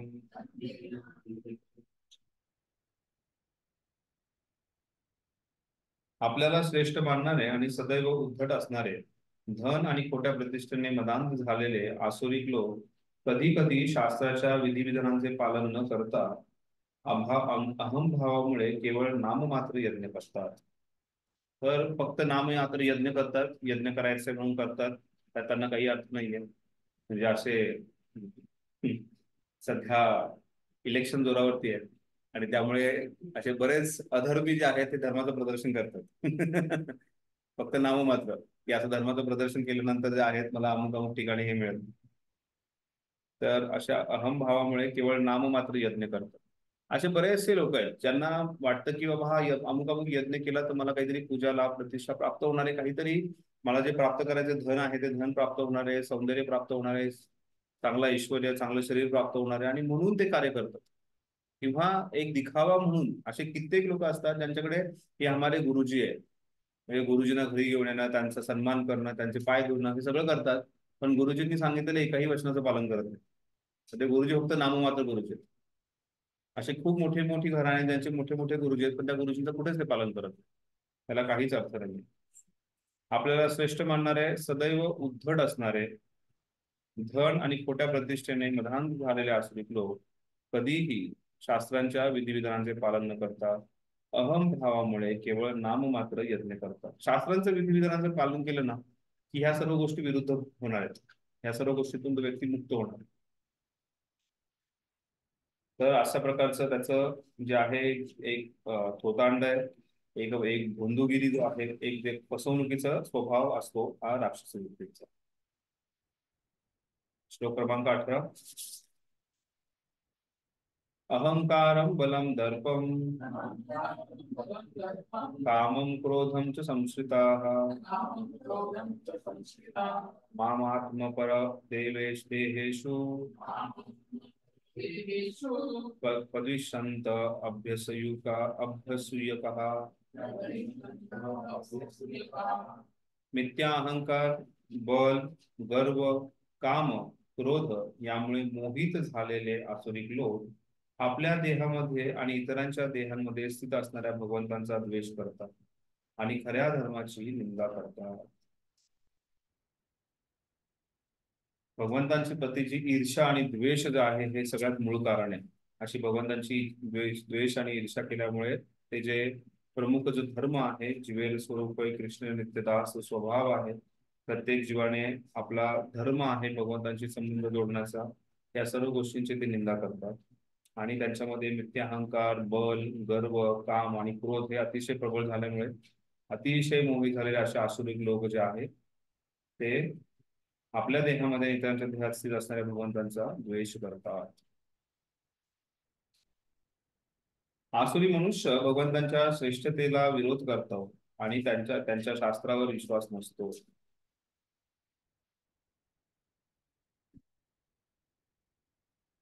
आसुरी मनुष्य भगवंत आणि शास्त्रांचा सदैव द्वेष करतो. त्याला प्राप्त झालेल्या तथागत प्रतिष्ठेमुळे, त्याच्याकडे असणाऱ्या धनसंचयामुळे आणि बळामुळे तो असे करण्यास प्रवृत्त होतो. त्याला माहित नसते की वर्तमान जीवन म्हणजे पुढील जन्माची तयारी आहे. त्याला हे माहित नसल्यामुळे वस्तुतः तो स्वतःचाच व त्याच्याबरोबर इतरांचाही द्वेष करीत असतो. यामुळे तो स्वतःच्या आणि इतरांच्या शरीराचा हिंसाच करीत असतो. तो अज्ञानी असल्यामुळे भगवंतांच्या निर्णयाची पर्वा करीत नाही. भगवंतांच्या आणि शास्त्रांच्या द्वेषी असल्यामुळे तो परमेश्वराच्या अस्तित्वाबद्दल वादविवाद करतो आणि शास्त्र प्रमाणांची अधिकृतता नाकारीत आपले प्रत्येक कर्म करताना तो स्वतःला स्वतंत्र आणि सामर्थ्यशाली समजतो. आपल्या इतके बल, सामर्थ्य आणि धन इतर कोणाकडेच नाही असे वाटत असल्यामुळे तो वाटेल तसे वागतो आणि त्याला वाटते की आपल्या कोणीही रोखू शकत नाही. त्याच्या इंद्रिय तृप्तीची आड येणारा कोणी शत्रू असेल तर त्या शत्रूला स्वबळावर नष्ट करण्याची योजना तो आखतो. खूप उदाहरण आहेत असे जीवनामध्ये, असे विचित्र लोक. एकदा परमपूज्य राधानाथ स्वामी महाराज अमेरिकेमध्ये प्रचार करत होते आणि प्रचार करता असताना युनिव्हर्सिटीमध्ये प्रचार करत होते. ते काही मोठ्या प्रतिष्ठित युनिव्हर्सिटीमध्ये गेले आणि ते युनिव्हर्सिटीमध्ये एक ब्रांच होती. एक त्या ब्रांचचं नावच असं होतं की स्पिरिच्युअल डिपार्टमेंट, म्हणजे स्पिरिच्युअल नॉलेज घेण्याचं एक डिपार्टमेंट. तर तिथे आतमध्ये गेल्यानंतर महाराज परवानगी घ्यायला गेले होते की मलाही काहीतरी स्पिरिच्युअल गोष्ट करायच्यात, मीही मॉन्क आहे, मी एक साधू आहे आणि प्रचार करायचा आहे भगवंतांबद्दलचा. तर तिथे परवानगी घ्यायला गेल्यानंतर तो जो व्यक्ती होता तो तिथे तो बसलेला होता. तो व्यक्ती विचित्र होता, तो माणूस सगळा. तर हा व्यक्ती जो आहे तो तिथला खूप मोठा फादर होता त्या तिकडच्या युनिव्हर्सिटी चर्चचा, आणि तो तिथे सगळ्यांना रोज प्रत्येक संडेला ज्ञान द्यायचा, बायबल मधून जे काही शिकवायचा वगैरे सगळ्या गोष्टी. आणि तो सगळ्या गोष्टी तिकडच्या लोकांना पीएचडी देण्यामध्ये आणि सगळ्या गोष्टीमध्ये तो प्रमुख होता. एवढा प्रमुख होता की म्हणजे त्याच्याकडे सगळ्या प्रकारचं ज्ञान होतं, बायबलचं किंवा बाकीच्या गोष्टींचं काही. आणि तो महाराजांशी चर्चा करताना म्हणे का करायचं तुम्हाला प्रचार. मग महाराजांना भगवंतांची सगळ्या गोष्टी आणि ह्या सगळ्याशी चर्चा केली. आणि ह्या सगळ्या चर्चा झाल्यानंतर तो म्हणाला, तुम्हाला खरंच वाटतं का की भगवंत असतात म्हणून? जो फादर म्हणून एवढ्या वर्षानुवर्ष प्रवचन करतोय तो प्रश्न विचारतोय, तुम्हाला खरंच वाटतं का भगवंत असतो म्हणून? आणि हा इतका विक्षिप्त व्यक्ती होता की जेव्हा महाराज त्याच्या रूम मध्ये दुसऱ्यांदा गेले तर तिथं पूर्णपणे नग्न अवस्थेमध्ये असा आडवा पडलेला होता आणि त्याला फक्त इंद्रिय भोग करणं हाच त्याच्या जीवनाचा त्याला उद्देश वाटत होता. मग इथे जसं त्याप्रमाणे सांगितलंय की असे व्यक्ती जे आहेत हा भगवंतांना मानत नाहीत, भगवंतांबद्दल त्यांना विश्वास नसतो, इंद्रिय भोग करणं हाच त्यांच्या जीवनाचं ध्येय आहे. आणि असे इंद्रिय भोग करणारे व्यक्ती जे आहेत त्यांना फक्त दुसऱ्यांची फसवणूक करता येते. आणि अशी फसवणूक करणारे व्यक्ती जे आहेत हे असा आसुरिक स्वभाव जो आहे हा नेहमी प्रकट करतं आणि त्यांच्या जीवनात जे कोणी येतं त्याला ते नाश करण्याचा प्रयत्न करतात, नष्ट करण्याचा पूर्णपणे योजना आखत असतात.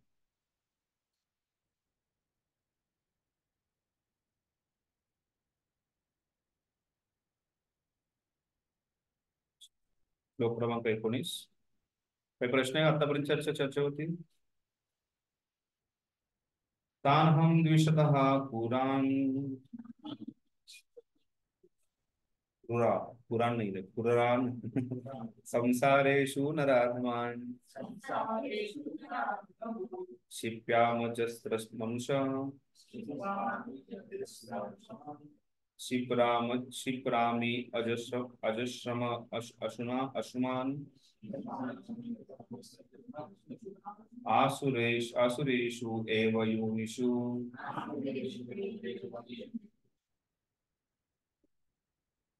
जे द्वेषी, क्रूर आणि नराधम आहेत त्यांना मी चिरकालासाठी भवसागरातील विविध आसुरिक योनीत टाकीत असतो. आता भगवंत काय करतात अशा आसुरी व्यक्तींचं, त्याच्याबद्दल भगवंत स्वतः सांगतात की जे अशा आसुरी व्यक्ती आहेत जे मला विसरले, माझं अस्तित्व मान्य करायला तयार नाही आहेत, ते फक्त गर्विष्ठ आहेत, दंभ आहेत, जे अहंकाराने पूर्णपणे मदमस्त झालेले आहेत, मोहग्रस्त आहेत, अज्ञानी आहेत, असे जे आसुरी व्यक्ती आहेत त्यांचं काय होतं तर भगवंत सांगतात अशा आसुरी व्यक्तींना मी चिरकालासाठी भरपूर दूरच्या कालावधीसाठी त्यांना जे आहे त्या भवसागरातील विविध आसुरी योनीमध्ये टाकीत असतो. आसुरीं योनिमापन्ना मूढा जन्मनि जन्मनि माम प्राप्येय कौन्तेय ततो यान्त धमां गती. हे कौन्तेय, आसुरी योनीमध्ये वारंवार जन्म प्राप्त करीत असलेले असे लोक कधीच माझ्याकडे येऊ शकत नाहीत. हळूहळू ते अत्यंत अधम गतीला प्राप्त होतात. तर जोपर्यंत व्यक्ती आसुरिक गुण सोडत नाही तोपर्यंत तो भगवंतांची प्राप्ती करू शकत नाही. आणि असे व्यक्ती जे आहेत जे आसुरिक गुण वाढवतच राहिलेले आहेत त्या व्यक्तींना भगवंतांची प्राप्ती ही दूर दूरपर्यंत प्राप्त होऊ शकत नाही. असे व्यक्ती जे आहेत ते माझ्याकडे येऊ शकत नाही आणि हळूहळू ते अत्यंत अधम गतीला प्राप्त होतात.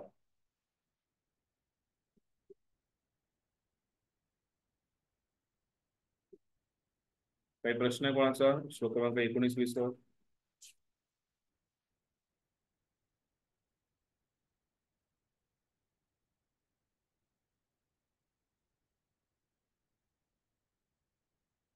श्लोक क्रमांक 19 तात्पर्य. या श्लोकामध्ये स्पष्टपणे दर्शनात येते की विशेष जीवाला विशेष देह प्रदान करणे ही परमेश्वरांच्या अखत्यारीनुसार घडते. भगवंत श्रेष्ठतेचा स्वीकार करण्यास आसुरी मनुष्य राजी नसेल आणि ही वस्तुस्थिती आहे की तो आपल्या लहरीप्रमाणे कर्म करू शकतो, परंतु त्याचा पूर्ण जन्म त्याच्या स्वतःच्या नियंत्रणावर अवलंबून नसून भगवंतांच्या इच्छेवर अवलंबून असतो. श्रीमद भागवतातील 3ऱ्या स्कंदामध्ये म्हटले आहे, जीवाला मृत्यूनंतर मातेच्या उदरामध्ये गर्भस्थ केले जाते. तेथे त्याला देवी शक्तींच्या मार्गदर्शनाखाली विशिष्ट प्रकारचे शरीर प्राप्त होते. म्हणून भौतिक प्रकृतीमध्ये आपल्याला पशु, कृमी, मनुष्य इत्यादी अनेक प्रकारची योनीत आढळतात. या सर्व योनींची निर्मिती आकस्मिकपणे होत नसून दैवी शक्तीच्या योनीनुसार होते. परंतु असुरांच्या बाबतीत तर त्यांना चिरकालासाठी असुरांच्या योनीत ठेवले जाते आणि अशा प्रकारे ते द्वेषी आणि नराधमच राहतात. अशा असुरांच्या योनीतील लोक हे सदैव कामुक, सदैव हिंसक, द्वेषी, अपवित्रच असतात. अरण्यातील अनेक प्रकारच्या शिकाऱ्यांना आसुरी योनीतील मान्यता येते. अशी आसुरी योनी जी आहे ही वारंवार दिसून येते वेगवेगळ्या प्रकारे वेगवेगळ्या जीवात्म्यांमध्ये.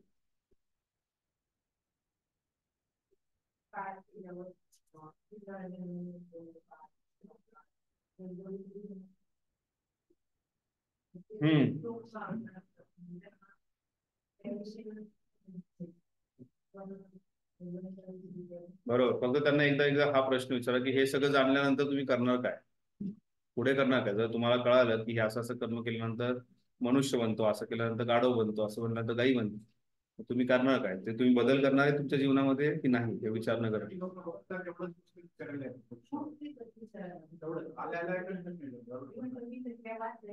बरोबर. त्यामुळे त्या अशा व्यक्तींना भागवत पुराण द्यायचं आणि सांगायचं ह्याच्यात सर्व काही दिलेलं.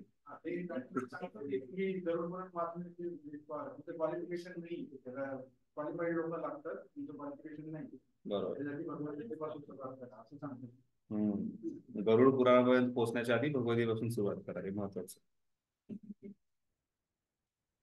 ठीक आहे. श्लोक क्रमांक 21. विसावा श्लोक जो आहे, हे कोणते आसुरी योनीमध्ये वारंवार जन्म प्राप्ती करत असलेले असे लोक कधीच माझ्याकडे येत नाही. हळूहळू ते अत्यंत अधोमगतीला प्राप्त होतात. श्लोक क्रमांक 21. त्रिविधम नरकस्येद्यं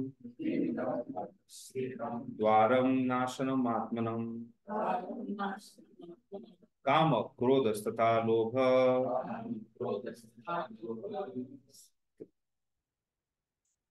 समादेत्य त्रयं तज्जते तस्मात् एतं त्रयं तज्जते. काय? तर नरकाचे 3 द्वारे कोणते आहेत? काम, क्रोध आणि लोभ ही नरकामध्ये जाणारी 3 द्वारे आहेत. प्रत्येक बुद्धिमान मनुष्य त्याचा त्याग केला पाहिजे, कारण या तिन्हीमुळे आत्माचा विनाश होतो. त्रिविधम नरकस्येदम द्वारम, अशा प्रकारचे 3 नरकाला जाण्याचे द्वार आहेत. कोणते? काम, क्रोध तथा लोभ. काम, क्रोध आणि लोभ हे 3 नरकाला जाणारे द्वार आहेत. प्रत्येक बुद्धिमान मनुष्याने त्याचा त्याग केला पाहिजे, कारण या तिन्हीमुळे आत्म्याचा विनाश होतो. त्यामुळे आपल्याला वारंवार सांगितलं जातं की प्रत्येकाने ब्रह्मचारी, गृहस्थ, वानप्रस्थ किंवा संन्यास आणि काम वासनेपासून दूर राहायला पाहिजे. आणि त्यासाठी प्रत्येकाने व्यवस्थित ब्रह्मचर्याचं पालन केलं पाहिजे. म्हणजे प्रभुपादांनी पहिल्यांदा गृहस्थ ब्रह्मचारी म्हणून जी एक टर्म आहे, जी आहे ती व्याख्या जी आहे ती प्रभुपादांनी बनवली. गृहस्थ जीवनात असताना सुद्धा स्त्री आणि पुरुष आणि दोघांनीही व्यवस्थितपणे ब्रह्मचर्याचं पालन केलं पाहिजे. आणि वानप्रस्थ, संन्यास आणि ब्रह्मचारी यांनी तर काटेकोरपणे ब्रह्मचर्य जीवनाचं पालन केलंच पाहिजे.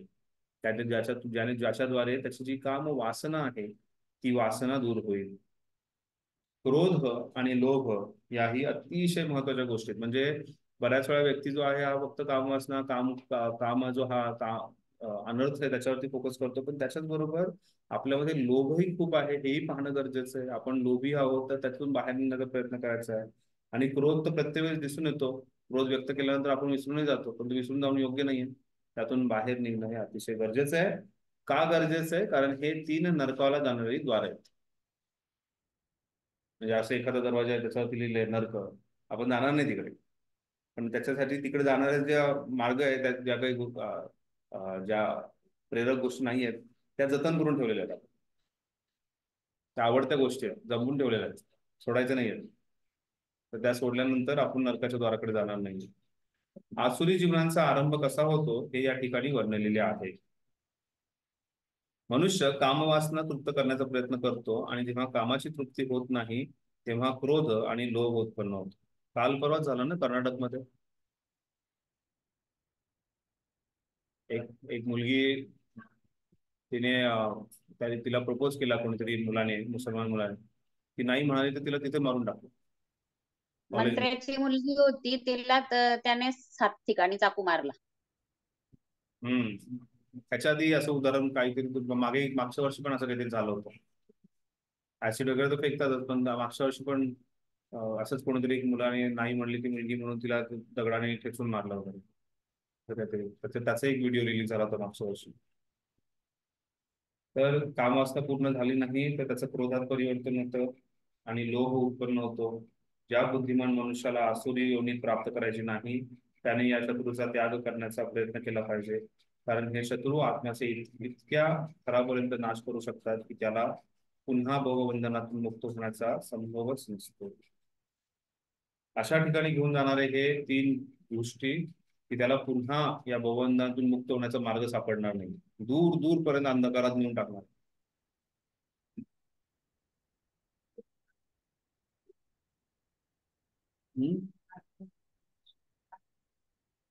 आत्म्याचा विनाश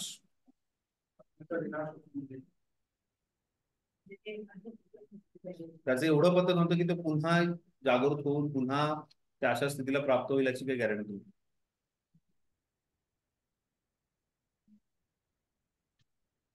जोपर्यंत तुमच्यासारखं कोणी भक्त त्याच्यावरती कृपा करणार नाही तोपर्यंत त्या भवबंधनातून मुक्त होणार नाही. त्यामुळे जारे देखो तारे कहो कृष्ण उपदेश. चैतन्य महाप्रभूंची आज्ञा आहे की जे कोणी तुम्हाला भेटेल त्याला कृष्णाचा उपदेश देणं गरजेचं. भजो कृष्ण, बोलो कृष्ण, करो कृष्ण शिक्षा.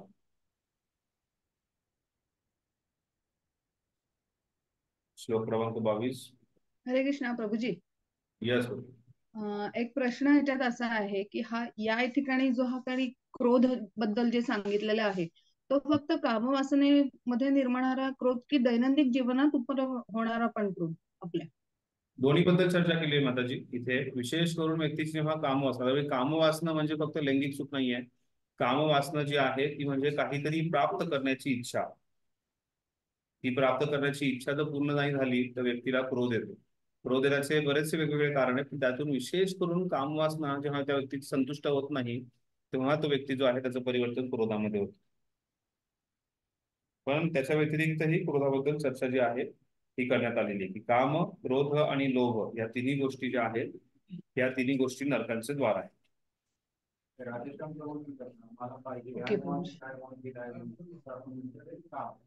बरोबर.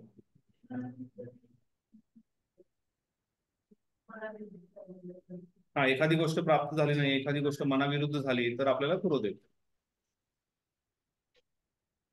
सर्वात महत्वाचा मुद्दा आहे इथे की हे तीन जे आहेत हे नरकाचे द्वार आहेत आणि यातून आपल्याला मुक्त व्हायचं आहे. ओके प्रभू. श्लोक क्रमांक 22. एतैर्विमुक्त कौन्तेय तमोद्वारे स्त्रिभिर्नः आचरत्या मनः श्रेयस् ततः याति परां गतिम्.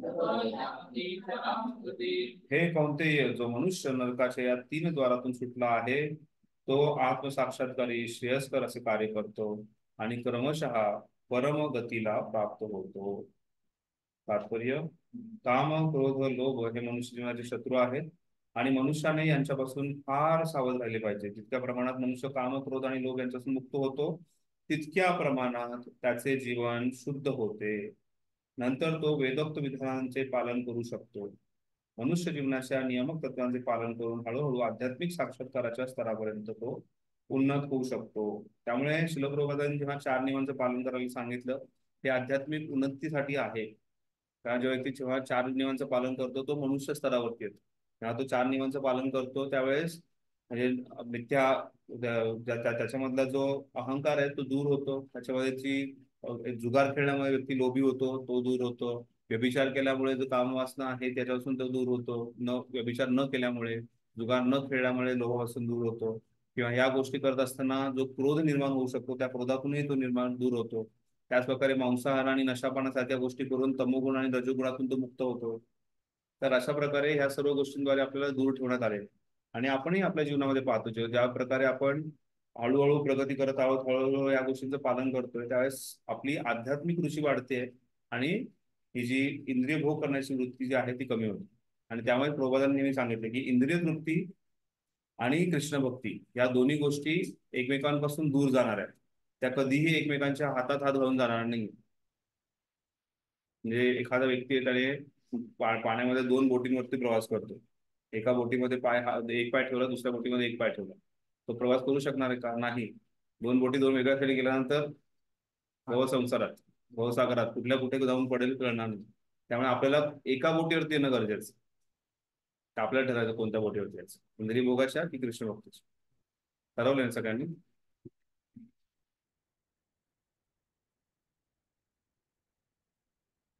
मग ह्या बोटीवरती राहून तिकडच्या आकर्षण पाहून आकर्षित नाही व्हायचे.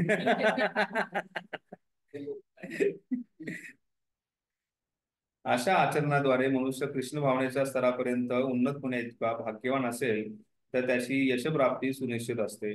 वैदिक शास्त्रामध्ये मनुष्याच्या शुद्धीकरणाकरता कर्म आणि कर्मफले त्यांच्या विधींचा निर्देश केलेला आहे. ही संपूर्ण पद्धती काम, क्रोध आणि लोभ यांचा त्यागावरती आधारलेली आहे. या पद्धतीच्या ज्ञानाचे अनुशीलन केल्याने मनुष्य आत्मसाक्षात्काराच्या सर्वोच्च अवस्थेपर्यंत उन्नत होऊ शकतो. अशा आत्मसाक्षात्काराची पूर्णता भक्ती योगामध्ये होते. या भक्तीपूर्ण सेवेबद्दल बद्ध जीवांची मुक्ती निरनिराळ्या विधिविधानाने निर्देशित करण्यात आलेली आहे. आणि जर मनुष्य त्याचे पालन करू शकला तर आपोआप त्याची आध्यात्मिक साक्षात्काराच्या सर्वोच्च स्तरापर्यंत प्रगती होते. त्यानंतर त्याला मोक्ष प्राप्ती होते. यात मुळीच संदेह नाही. त्यात कसलाच संदेह नाहीये. Doubt, there is no doubt about.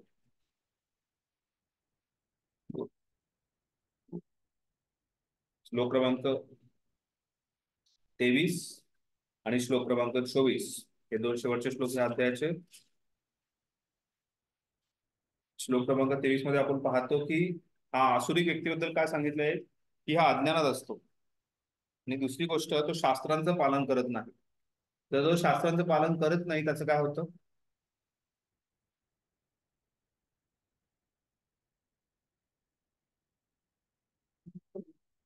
आणि जो शास्त्रांचं पालन करतो त्याचं काय होतं असं सांगितलं. तर श्लोक क्रमांक 23, जो शास्त्रांचं पालन करत नाही, यह शास्त्र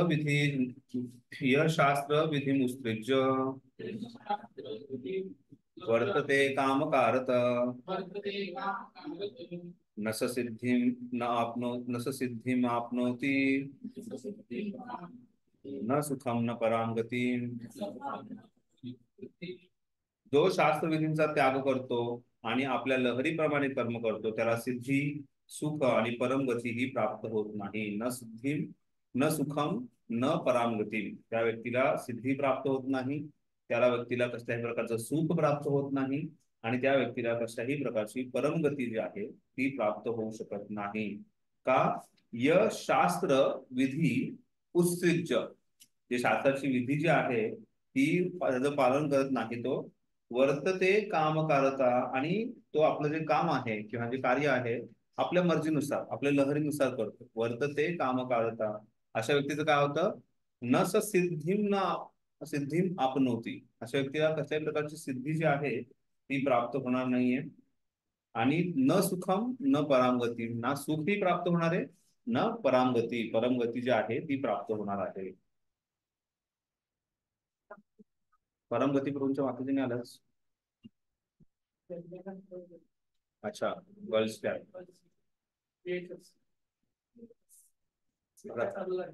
हा हो, परामगतीवरून आठवलं मला. परमगती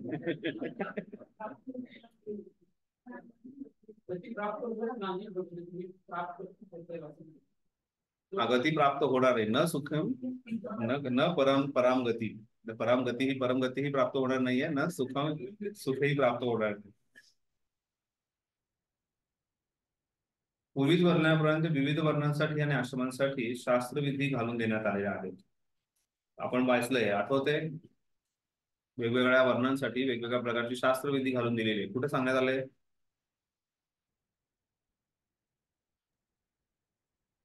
वेगवेगळ्या प्रकारच्या वर्णांसाठी आणि आश्रमांसाठी वेगवेगळ्या. पहिल्या 3 श्लोकामध्ये, पहिल्या श्लोकात विशेष करून मनुसंहितेचं प्रभुपाद वर्णन करतात आणि सांगतात की मनुसंहितेमध्ये प्रत्येक वर्णासाठी आणि प्रत्येक आश्रमासाठी जे आहे ते वेगवेगळ्या प्रकारचं कार्य दिलंय. तुम्हाला जर कोणाला वाचायची इच्छा असेल तर माझ्याकडे आहे. मनुसंहितेनुसार गृहस्थ जीवन कसं जगायचं त्याचे डॉक्युमेंट माझ्याकडे.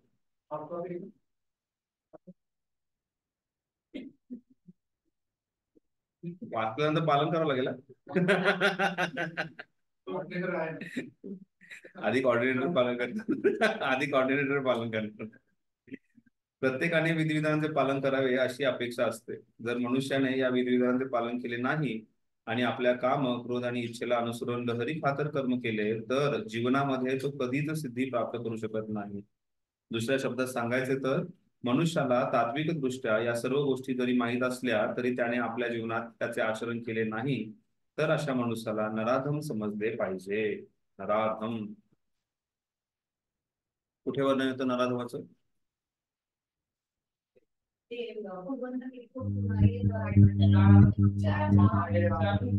4 प्रकारच्या व्यक्ती जे भगवंतांकडे येतात आणि 4 प्रकारच्या व्यक्ती जे भगवंतांकडे येत नाही. कोणत्या प्रकारचे व्यक्ती येतात भगवंतांकडे? अर्थ अर्थार्थी जिज्ञासू आणि कोणत्या प्रकारची येत नाहीत? जे जे जे पापी आहे, ज्यांचं ज्ञान होतं झालेलं आहे. माया अपवृत्ता, जे मायेने मोहित झालेले आहे, आणि नराधम. धन्यवाद.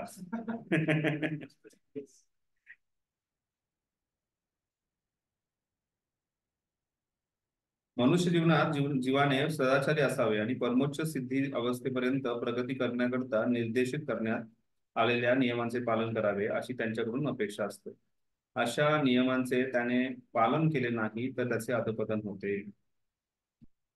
कामकारक हा शब्द अत्यंत महत्वपूर्ण आहे. जो मनुष्य जाणूनबुजून नियमांचे उल्लंघन करतो तो कामाच्या आहारी जाऊन कर्म करीत असतो.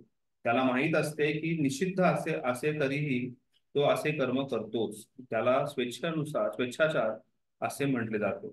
अमुक गोष्ट केली पाहिजे हे जाणूनही तो ती गोष्ट करीत नाही, म्हणून त्याला स्वेच्छाचारी असे म्हटले जाते.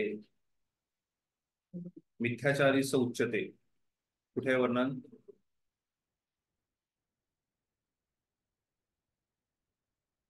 शोधायचंय. मिथ्याचारी कोणाला म्हटलेलं आहे आणि कुठे म्हटलेलं आहे? खूप छान श्लोक आहे. जो व्यक्ती समाधीमध्ये स्थित असल्याचं नुसतं नाटक करतो, आतमध्ये त्याच्या विचारांचे वेगवेगळे विचार चालू असतात, पण त्याला मिथ्याचारी म्हणतात. बरोबर आहे. श्लोक फैलू वैराग्य दाखवतो तो.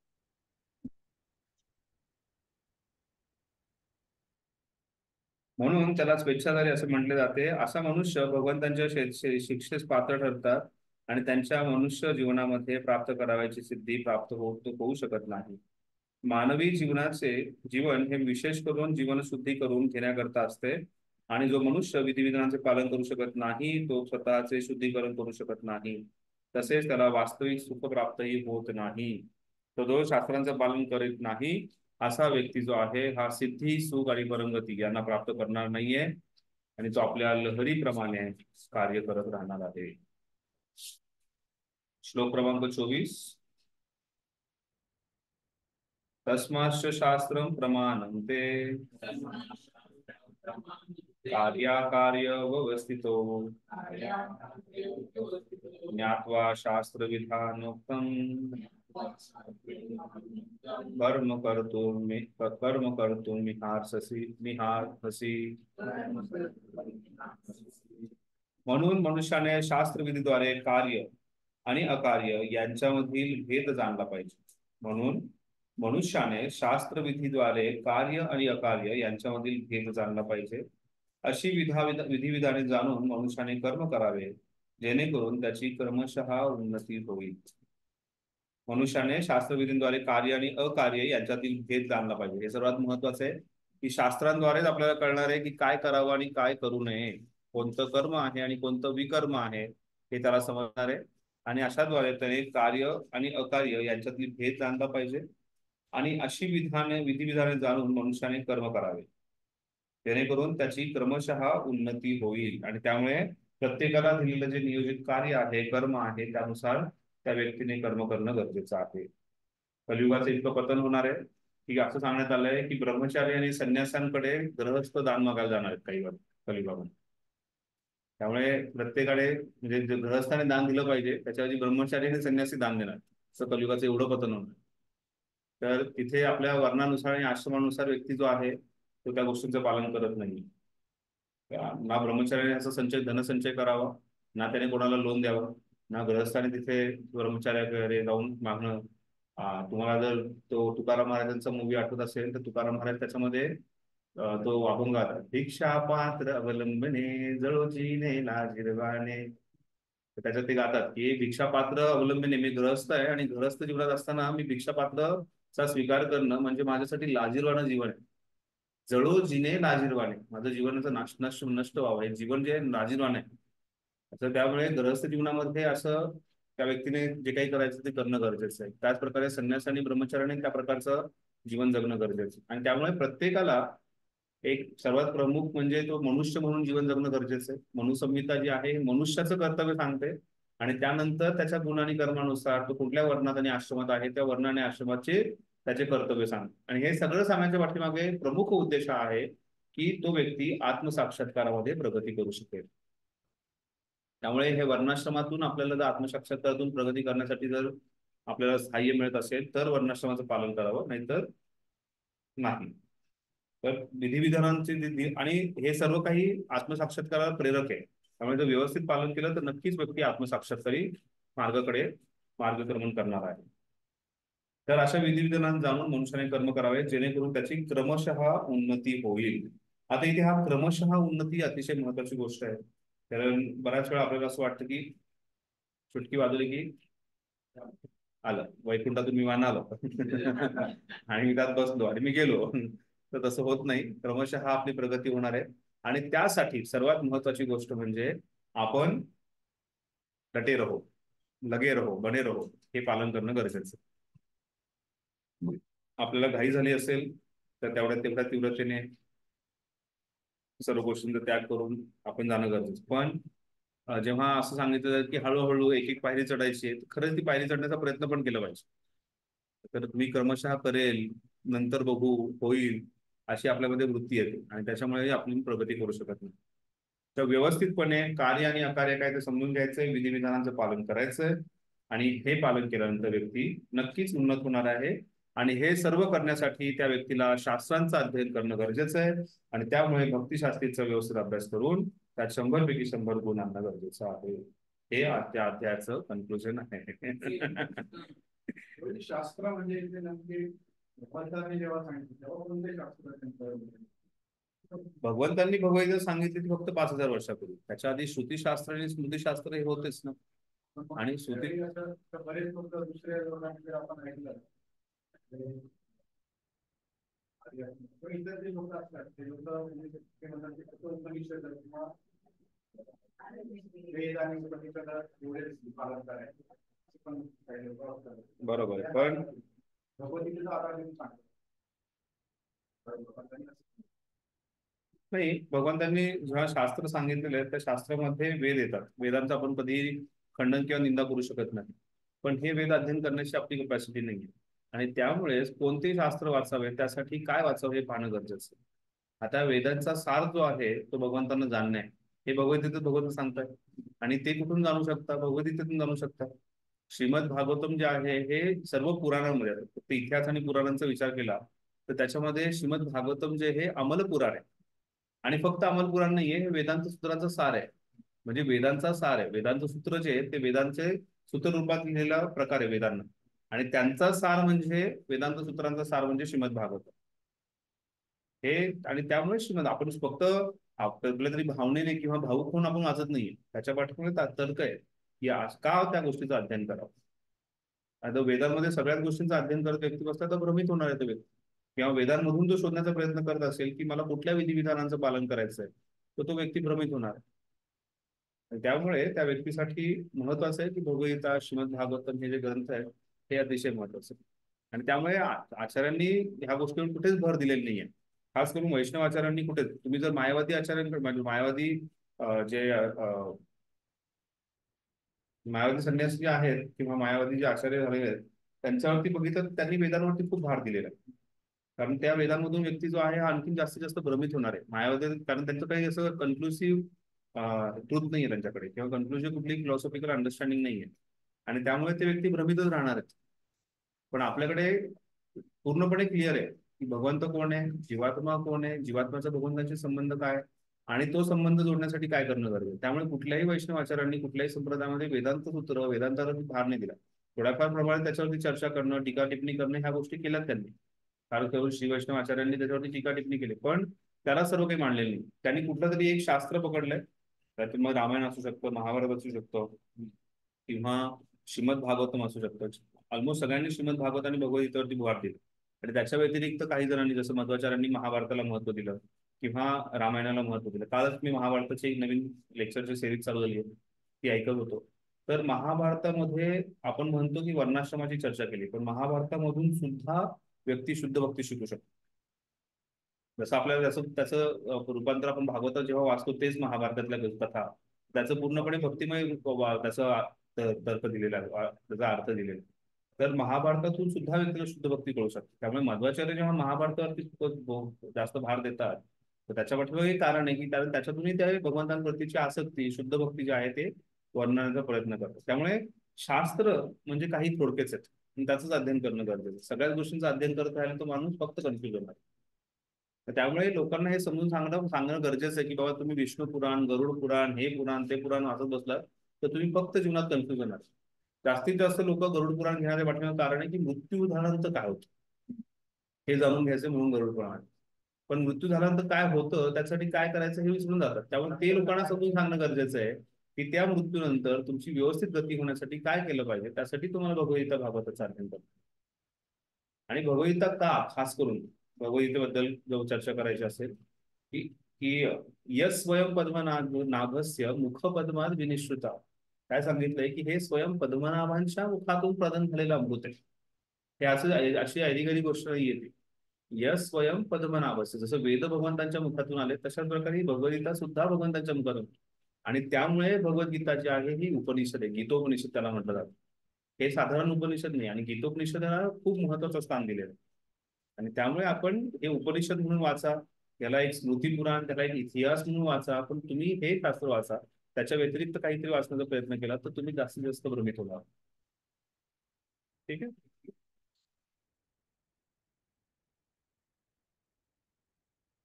तात्पर्य 15व्या अध्यायामध्ये सांगितल्याप्रमाणे सर्व वेदोक्त विधिविधानांचे उद्दिष्ट श्रीकृष्णांना जाणणे हे आहे.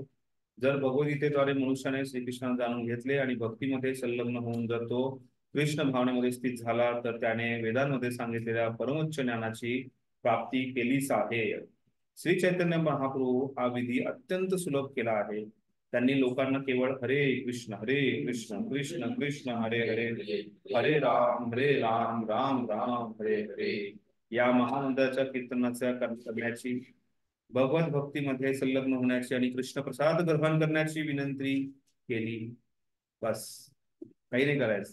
हरे कृष्णाचा जप करायचा, भगवत भक्तीमध्ये संलग्न व्हायचं आणि छानपणे इस्कॉनची सुप्रसिद्ध खिचडी कृष्ण प्रसाद ग्रहण करत राहायचं.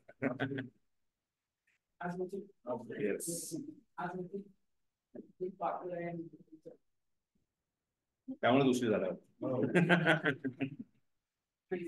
जर मनुष्य या सर्व भक्तिपूर्ण क्रियांमध्ये प्रत्यक्षपणे संलग्न झाला आणि त्याने सर्व वेदांचे अध्ययन पूर्वीच केले असल्याचे समजले पाहिजे. तर त्यामुळे जो व्यक्ती भक्तीमध्ये लगेच संलग्न होतो आणि तीव्रतेने पालन करायला सुरुवात करतो, याचा अर्थ क्लिअर आहे की त्याने वेदांचं अध्ययन केलेलं आहे पूर्वीच. त्याला पुन्हा वेदांची अध्ययन करायची आणि वेदांमध्ये आधी श्रद्धा निर्माण करायची, नंतर भगवत भक्तिशास्त्रामध्ये श्रद्धा निर्माण करायची गरज पडत नाही. त्याने अध्ययन केले त्यामुळे त्याची इथे श्रद्धा आहे.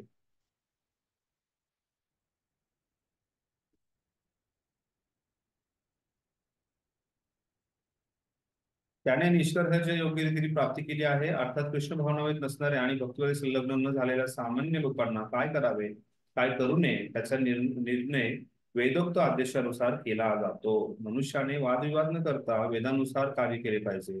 याला शास्त्रतत्वांचे पालन करणे असे म्हणतात. अपूर्ण इंद्रिय, फसवण्याची वृत्ती, चुका करणे, भ्रमित होणे हे बद्ध जीवनामध्ये आढळणारे 4 दोष शास्त्रांमध्ये आढळत नाहीत. कोणते 4 दोष? Imperfect senses, cheating propensity. तर याची पण एकानंतर एक गोष्ट होते. सर्वात पहिल्यांदा जे इम्परफेक्ट सेन्सेस, आपले इंद्रिय अपूर्ण आहे. अपूर्ण इंद्रिय असल्यामुळे व्यक्ती जो आहे हा भ्रमित होतो. भ्रमित झाल्यानंतर तो चुका करतो आणि नंतर त्या चुका लपवण्यासाठी तो फसवणूक करतो. अशी त्याची शृंखला आहे. अशा प्रकारे 4 जे डिफेक्ट आहेत काय IICC, ठीक आहे. म्हणून दोषातीत असणाऱ्या शास्त्रामध्ये सांगण्यात आलेल्या विधिविधानांचे स्वीकार साऱ्या संत, महंत, आचार्य आणि महात्म्यांनी काहीही बदल न करता केला आहे. भगवद्गीता माझी आहे तशी नाही, भगवद्गीता जशी आहे तशी. भारतामध्ये आध्यात्मिक ज्ञानाचे 2 पक्ष आहेत. साधारणतः या 2 प्रकारांमध्ये वर्गीकरण करता येते, सविशेषवादी आणि निर्विशेषवादी. दोघेही आपल्या जीवनामध्ये वेदोक्त तत्वांचे पालन करतात. शास्त्रविधींचे पालन केल्यामुळे मनुष्य सिद्धांत अवस्थेपर्यंत प्रगत होऊ शकत नाही केल्याविना. म्हणून तो शास्त्रोक्त वास्तविक तात्पर्य जाणू शकतो, त्याला भाग्यवान असे म्हणते. मानव समाजामध्ये भगवंतांना जाणण्याच्या तत्वाला विरोध करणे हे सर्व प्रकारच्या पतनाचे मूलभूत कारण आहे. मनुष्य जीवावरील हाच घोर अपराध आहे. म्हणून भगवंतांची मायाशक्ती आपल्याला सदैव त्रिविध ताप देत असते. ही मायाशक्ती त्रिगुणात्मिका आहे. भगवंतांचा मार्ग मोकळा होण्यापर्यंत मनुष्याने निदान सत्वगुणामध्ये स्थित झाले पाहिजे. सत्वगुणाच्या आदर्शांपर्यंत प्रगत झाल्याविना मनुष्य रज आणि तमगुणामध्येच राहतो आणि हेच त्याच्या आसुरिक जीवनाचे कारण आहे. हे रजगुणी आणि तमगुणी आहेत ते शास्त्र आणि साधू आणि योग्य भगवंत ज्ञानाचा उपहास करतात. ते आध्यात्मिक गुरूंच्या आदेशाची अवज्ञा करतात आणि शास्त्रविधींची पर्वा न करता भक्तीचा महिमा ऐकण्यासाठी ते भक्तीकडे आकृष्ट होत नाहीत. याप्रमाणे स्वतःच्या उन्नतीचा मार्ग हे स्वतःच निर्माण करतात. ते मानव समाजाचे काही दोष आहेत आणि त्यामुळेच मनुष्य आसुरिक जीवनाच्या आहारी जातात. तथापि मनुष्याला जर प्रगतीपथावर किंवा सर्वोच्च स्थितीपर्यंत नेण्याचा योग्य आणि प्रमाणित आध्यात्मिक गुरु प्राप्त झाला तर त्याचे जीवन यशस्वी होते. या प्रकारे भगवद्गीतेचा दैवी सुरसंपाद विभाग योग या 16व्या अध्यायावरील भक्तिवेदांत भाष्य संपन्न श्रील प्रभुपाद की दैवी आसुरिक विभाग योग. हरे कृष्ण. आपण इथे विराम देऊया. धन्यवाद. श्रीमद भगवद्गीता की जय. श्रील प्रभुपाद की जय. कृष्णा प्रभूजी. Yes madam. प्रभूजी ते ओपन बुकचे जे प्रश्न आहेत ना हिंदीमध्ये ते मराठीमध्ये मिळाले तर बरं होतील आणि थोडेसे त्याच्याविषयी जरा तुम्ही सांगितलं तर पुढच्या क्लासमध्ये जरी सांगितलं तरी चालेल. हरी बोल.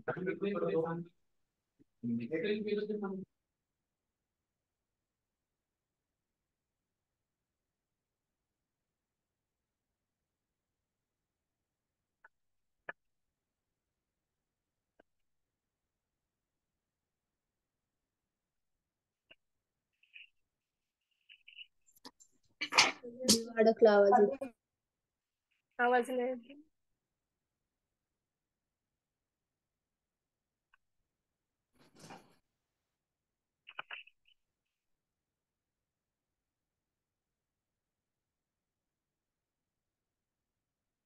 ज्या ज्या भक्तांना ऑफलाईन अटेंड करायचा आहे सॅटर्डेचा क्लास ते येऊन करू शकतात. मला काहीही अडचण नाहीये.